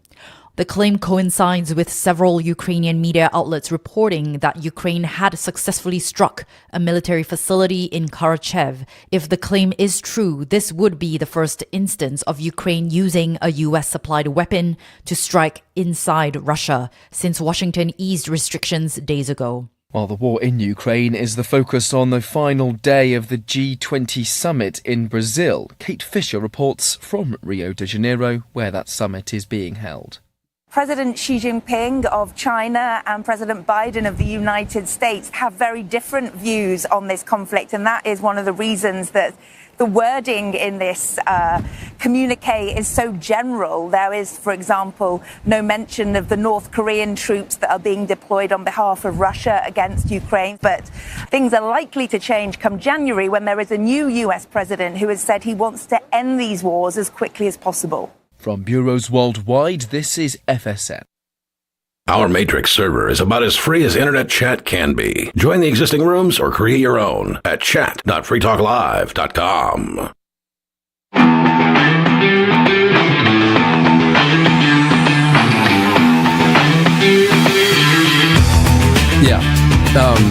on the off chance that there are people who haven't been listening to us every single day that tried the episode out for the first time and are just now listening to libertarians, not assuming that it's always the same people every day, I would also say that these people create a value for a lot of people in society. And that's why they have that money. And by saying that they shouldn't exist, you're saying that the things they created shouldn't exist. And that is what these people are actually arguing for. The things that these people created should not exist. They want all the things, but none of the value that came from it. Mm-hmm. That is not a possibility. It will not happen. You get one or the other. So you're going to have to, I guess, just try to not be, I was going to say envious, but they're really greedy. And I guess that's really the same thing. Greed for other people's stuff. So let's go on to, good Lord, we got some stuff to go through here. My God. We're only at 49 minutes on the episode, though. That's pretty impressive. That is very impressive. That's not too bad. So one of our ex-followers posted this a week before last, and it's a Charlie Kirk video. So we're kind of going outside of the election right now. We're going to talk about a libertarian thing. Okay, it's going to be drug legalization. We're going to watch this short from Charlie Kirk where he is doing these debates with people, and someone comes up and says that they want to legalize drugs. And he gives them an example of what libertarianism, where it's already existing, and he uses, I believe, San Francisco as his example of libertarianism. And so here's a question about legalizing drugs. So is it your perspective to decriminalize all drugs? Yes. Okay. So including heroin? Absolutely. Okay, got it. So do you think San Francisco is a good example of drug policy? No. But all drugs are legal in San Francisco. I don't know if that's the case. No, it is. Yeah, I could literally, you and I could get in a car right now, and you and I can get morphine. We can get heroin or fentanyl on the side of the street and shoot up together and watch the sunset over the Golden Gate Bridge. With the cops. With the cops. What? Just like right next to us, just hanging out. No, not only that, the state gives you the drugs. And the needles. And the needles. Did you know that? No. That's libertarianism at play, though, my friend. So is it- All right. Our friend on Twitter, Steve, asked what our thoughts were on this, and he's always hanging out, responding to our stuff all the time, so I want to give my thoughts on this. Charlie Kirk's example is really, really stupid, and not an example of libertarianism whatsoever. He says it's legal basically because you can do it, and they're not really going after it. You know, in fact, they'll do these programs where they'll give you the clean needles and stuff like that. Libertarianism, I'll just go all the way, is you being able to go buy brand name heroin at the 7-Eleven on the corner. That's what libertarianism is. And you can look at the ingredients on the back of the box. It's not going to say fentanyl. It'll probably have yellow dye number 5 in it. But, you know, that'll be fine. Or red 40. Red 40, whichever one it is. Yeah. Some fluoride or something like that. Yeah. But it's not going to have fentanyl in it because that company wants to protect their brand. And you won't have the state providing those things to people because that's not the state's job to provide those things to people. What would actually happen is nature would kind of take its course a little bit, and people would have to do it the right way, or they would be left to whatever the consequences of their actions are. And you wouldn't steal money from other people to take care of those things or subsidize those things or whatever it is. So whatever it is that San Francisco is doing, I guarantee it's not libertarian. Yeah. At all. It's not safe. No, it's not safe. It's not actually free. It's not an actual free market of things. It's a black market. The heroin would be right next to Bud Light. It would. The shelf. It would be right next to it. Choose your poison. So, yeah, you would have brand name and generic, of course. once their patent runs out, you would have that. Actually, I don't know if that's libertarian. I guess it's not really. All right, number 9, people leaving X. Don Lemon announced that he is leaving X. We got Stephen King said he's leaving. Of course, Josh Eccles said he's leaving as well. The Guardian newspaper says they're not going to post on X anymore. And so here's Don Lemon's decision. You remember what Elon said about, by the way? Connecting with what? Remember what Elon said to the person directly in the audience? Oh, yeah. Yeah. Go F yourself. Go F yourself. Here you go. All of you on Twitter and then on X for all of these years. But it's time for me to leave the platform. I once believed that it was a place for honest debate and discussion, transparency and free speech. But I now feel it does not serve that purpose. In addition, starting this Friday, November 15th, X is implementing new terms of service, which among other things states that, quote, all disputes be brought exclusively in the U.S. District Court for the Northern District of Texas or state courts located in Tarrant County, Texas, end quote. The full terms of service can be found on my written statement or on the X website. Now, as the Washington Post recently reported on X's decision to change the terms, this, quote, ensures that such lawsuits will be heard in courthouses that are a hub for conservatives, which experts say could make it easier for X to shield itself from litigation and punish critics. I think that speaks for itself. You can find me on YouTube at The Don Lemon Show or on TikTok. I'll post the links in the show notes. We don't have to listen to him say that. Don't worry about that. Yeah, and he used to think it was an honest forum for debate when they could silence certain stories, shut down people, when they could throttle or boot people off the platform, when people they disagree with weren't allowed to talk. Back then, when it was an honest place for debate, yeah. The Guardian says basically the same thing, of course, but they have seen disturbing content found on the platform, including far-right conspiracy theories and racism. So they're going to go to a place where there is no racism or conspiracy theories. And some people are going to just take themselves into their own little echo chamber. And good luck to you. Good luck never trying to get your ideas across to people that disagree with you. We'll see how that works. See that works out for you. It's not going to be good. What's interesting, I'm seeing from the live group, is that Twitter or X is now based in Texas. So wouldn't it make sense that it would be based where the organization is? Just like other terms and conditions are in California, like Facebook and Instagram. So obviously where those institutions are is where you can bring the lawsuit. I mean, the other thing for standing is if you are harmed in your own state, you can bring a lawsuit in your state too. I mean, just because the terms and conditions says that doesn't actually govern. A lot of times those aren't actually enforceable. Exactly. If I can prove harm done to me sitting here in my residence, I can file a suit here, and my jurisdiction would have, or my courts would have jurisdiction and jurisprudence over the harm caused to me living in this area. It's not, it's so ridiculous. They're just so ridiculous. What happened is they're all very, very embarrassed. As we mentioned several times, everyone bet the farm on this election. They bet every ounce of hyperbolic rhetoric they could muster up, they used during this election cycle. And they thought Kamala was going to win in a landslide. Those crazy, stupid people thought Kamala was going to win in a landslide. Can't believe they would think that.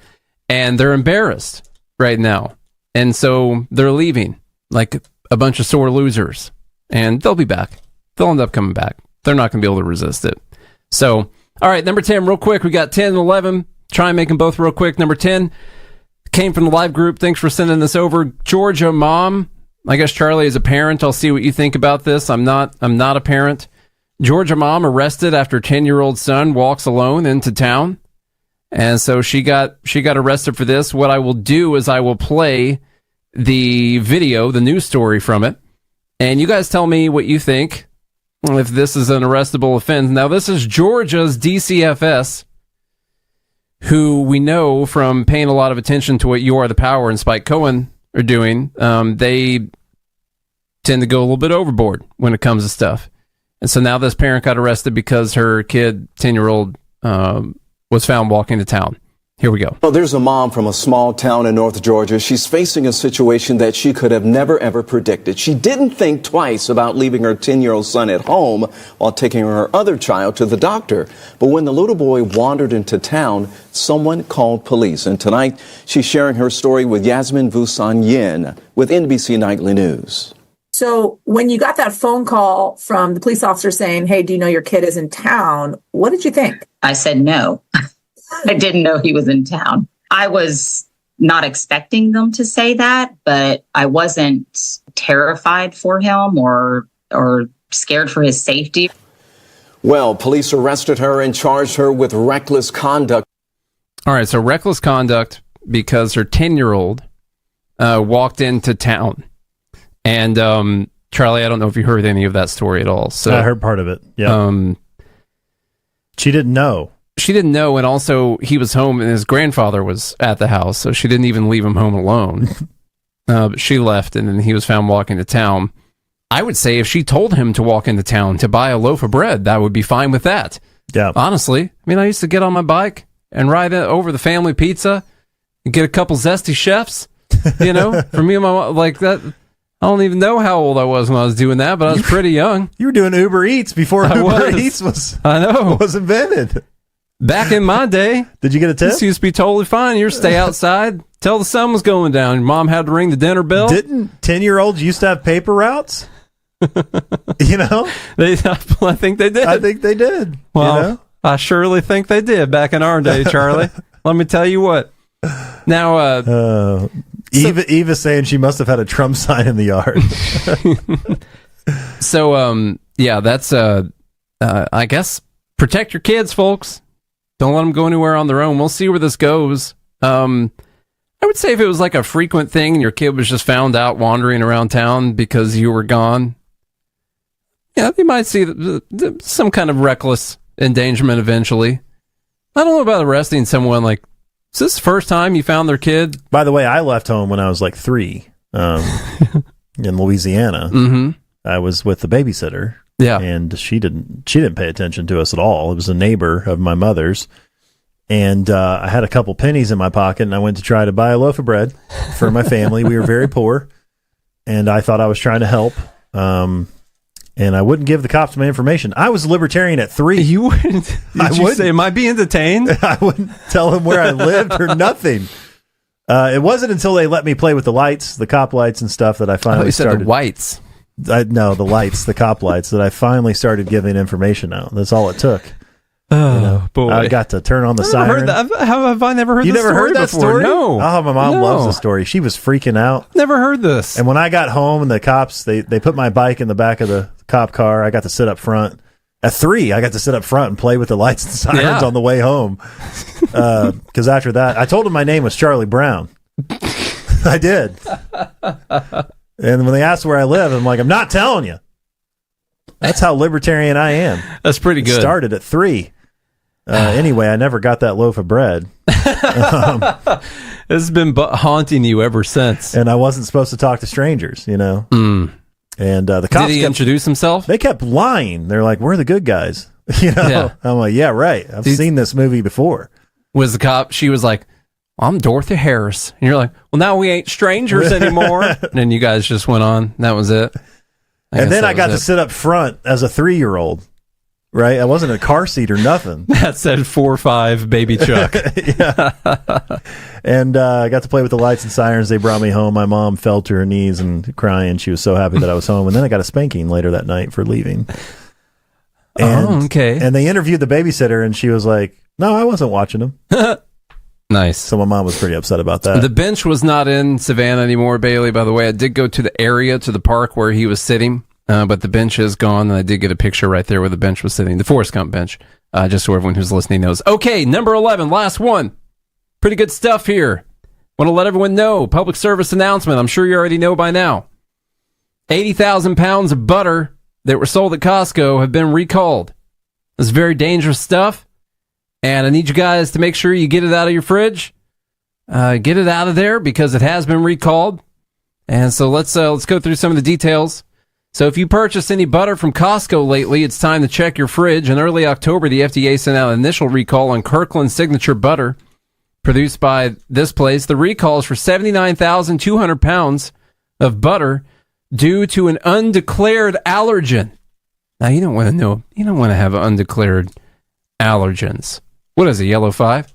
Is that what it is? I'm just going to keep making Yellow 5 jokes. Yeah. According to the FDA, the packages of both salted and unsalted Kirkland Signature sweet cream butter listed cream as an ingredient, but may not contain the contains milk allergy statement visible on the packaging. On November 7th, the FDA classified the recall as Class 2, which means it is a situation in which use of or exposure to a violative product may cause temporary or medically reversible adverse health consequences, or where the probability of serious adverse health consequences is remote. So it's Class 2, which is qualified for its remoteness. The recalled products produced and distributed in Texas include all these things. We'll give you a link so you guys can look that up and make sure. The CDC has noted that milk is one of the main foods that account for most serious allergic reactions in the U.S. They want you to know that the symptoms and severity of allergic reactions to food can be different between individuals, and a bunch of other government gobbledygook that the RFK is going to get cleaned up. Though the FDA has not put out information on what to do, I'm lost here. The FDA has not put out information on what to do if you have purchased these recalled items, nor has it shared if there have been any illness or adverse reactions from consuming the product. The usual course of action is to either discard them or return them to your place of purchase just in case. So they didn't put milk on the list of ingredients, and I want everyone to know right now, this is important. Butter is milk. It's literally milk. Okay? It's made from milk. It's made from milk. Milk is the ingredient. Unless it's, I can't believe it's not butter or something like that. And the only thing you have to do is, when you want to churn, you ever felt like you walk into a room and you just wanted to churn? And you wanted to churn? Yeah. Yep. That's what it is. It's milk. That's now, milk. You have to believe that there are people with severe milk and dairy allergies that have no idea that accidentally bought this Kirkland's butter because it didn't say it contained milk. I guess. Like, those are the people that we're worried about, are the people who can't have butter. Interestingly enough, I have a cousin of mine who has this allergy, a severe milk allergy. He's allergic to the protein in milk. Probably vaccinated, huh? It causes anaphylaxis in him. He's actually like he can't even have a Reese's cup. The kid has never had a Reese's cup in his entire life, which is sad. But he knows, and so does his parents. Of course, he's of age now. He's actually getting married here in a couple weeks. Does she contain milk? His whole life, he knows that he can't have butter. Yeah, I can't do it. Yeah, so he doesn't have butter. Yeah, because it's made from milk. He would have never gone to Costco and bought butter. The best way to sum this up is Spike Cohen's super viral post, which got 22,000 reposts. Good job, Spike, on this post right here. Even saw it mentioned on CBS Morning News as a guy on Twitter, or a guy on X. He said 80,000 pounds of Costco butter was just recalled because the label doesn't say that it contains milk. It's butter. News articles are telling people how they can return or safely dispose of the butter. It's butter. That's it. Almost 7 million views at the time that I screenshot this. We have there's an education crisis. This is proof that we need to abolish the Department of Education. Yeah. That's all it is. Or increase funding. Now, imagine there's some people probably who wore their mask like inside their house when they were watching MSNBC or something like that, who took the butter that they bought at the Kirkland's butter they bought at Costco, and they threw it away because it didn't say that it contained milk, even though they can have it. It's just butter, and they knew what they were having. I bet you there's some people who actually disposed of it or brought it back to exchange it for one that said that it had milk. Just saying. Guarantee you that happened. I guarantee you. All right, let's go through the dumb bleeps right fast. There are quite a few. The episode wasn't as long as it felt, actually. We just did a lot of talking beforehand. A lot of pre-show. A lot of pre-show stuff, which you can get to by going to joingmail.com, by the way. Number 1 was the Biden-Trump meeting. Number 2 was the FEMA discrimination. Number 3 was the identity politics from Chuck Schumer. Number 4, misgendering Miss Jenner. And number 5 was the whoopsie sex strike. Number 6 is reactions to the Trump transition. Number 7, abolishing billionaires. Number 8, legalizing drugs, or Charlie Kirk's argument against it. Number 9, I'm leaving. Number 10, Georgia DCFS. And number 11, I can't believe it's butter. I see what you did there. I noticed. I can't believe it's butter. I mean, that one's pretty dumb, but it looks like it's going to win handedly.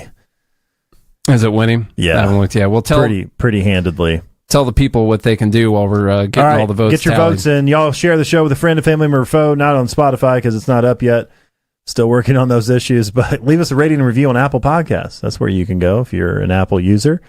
For those that aren't, well, one day soon, within this next year and a half, will probably happen. It will get it working again. Maybe. This is a coup. It is. This is censorship. Of truth in podcast. Yep. For those, at least on my side, that have predicted this year's outcomes. You know, they heard it here first. This is basically a soft FBI raid against us right now for predicting the outcome of the election. I'm surprised I wasn't. I haven't had my house raided like the Polymarket guy. I know, because I predicted. I mean, go back to episode. What was it? 984. Somewhere around 500 episodes ago. 500 episodes ago, where I said Trump was going to win again. Everyone who thinks like I do. Dude, I've been saying for almost 4 years now that there was no way Trump would ever win the election. I mean, as soon as he announced, I was like, no, there's no way. Yeah, good thing I got it right. But I did not anticipate voting for him. I did not. Well, no, I definitely did not. I didn't anticipate that until 2 weeks ago. I did not anticipate them nominating like one of the least popular politicians that I've ever seen in my lifetime. Why not? To run against him. So that's pretty crazy. Who won the dumb bleep, by the way? I can't believe it's butter. I can't believe it's butter. Good job, everyone. With it. Good job, Spike, on that tweet. All right. Post. Leave us a rating and review on Apple Podcasts. Share the show. Go to godhatesfeds.com or join gmail.com to be part of the Fed Haters Club. We appreciate every single one of you for the most part. And we do the show 5 days a week whenever we want to. Yeah, so who technically is the dumb? By the way, sorry. Live group, they get preference. Who is is it the FDA? The FDA. Okay. Yeah, for making the recall. So the FDA wins. The non-RFK FDA wins right now. This is their last push to save Americans. Might not be getting any more dumbs from before. What are we going to do when the government doesn't do anything dumb anymore now that we fixed everything in America? This is the last, along with people campaigning to get your vaccines, this is the last push to actually keep Americans safe from butter. Yep. Before RFK comes in and destroys pertinent information like this. So, anyway, I guess it is pretty dumb. Reminds me, have you seen those medication commercials? And they'll do the commercial, and when they do the stuff at the end of it, the disclaimers, they'll say, don't take this medication if you're allergic to this medication. The name of the medication. I don't know what, like, let's say it was brand new medication. Yeah. Jardiance. And you're doing that. They're like, don't take Jardiance if you're allergic to Jardiance. That's where we are right now. I like the ones that are may cause death. Talk to your doctor. I want that medication is more dangerous than COVID. Thank you all so much for listening this week on Liberty at Night on the Free Talk Live Network. We really appreciate everyone who hangs out with us, especially for Dumb Bleep of the Week. That is our favorite one. Of course, this week it was the FDA and their recall of butter that contains milk, because it always contains milk because it's milk. So anyhow, yeah, the FDA wins. If you want to give your submissions for what should be included in Dumb Bleep of the Week next week, then you are going to have to go to joingml.com. GML stands for Good Morning Liberty, which is our daily podcast. We do it every single day of the week when we want to. 1,412 episodes so far. But if you don't want to do that, you still get to listen to us next Tuesday night. Of course, Liberty at Night on the Free Talk Live Network. Everyone have a great week. Talk to you soon.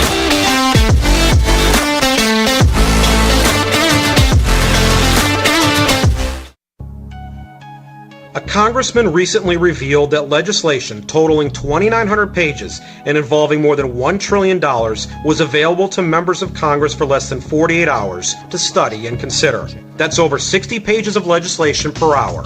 Do You think anyone read the entire bill? I'm Jim Babka with DownsizeDC.org. Consider a proposal buried in a 3,200-page, $388 billion bill, which would have empowered committee chairmen or their agents to examine Americans' tax returns. When this horrible provision came to light, no one claimed to know how it got into the bill. One congressman questioned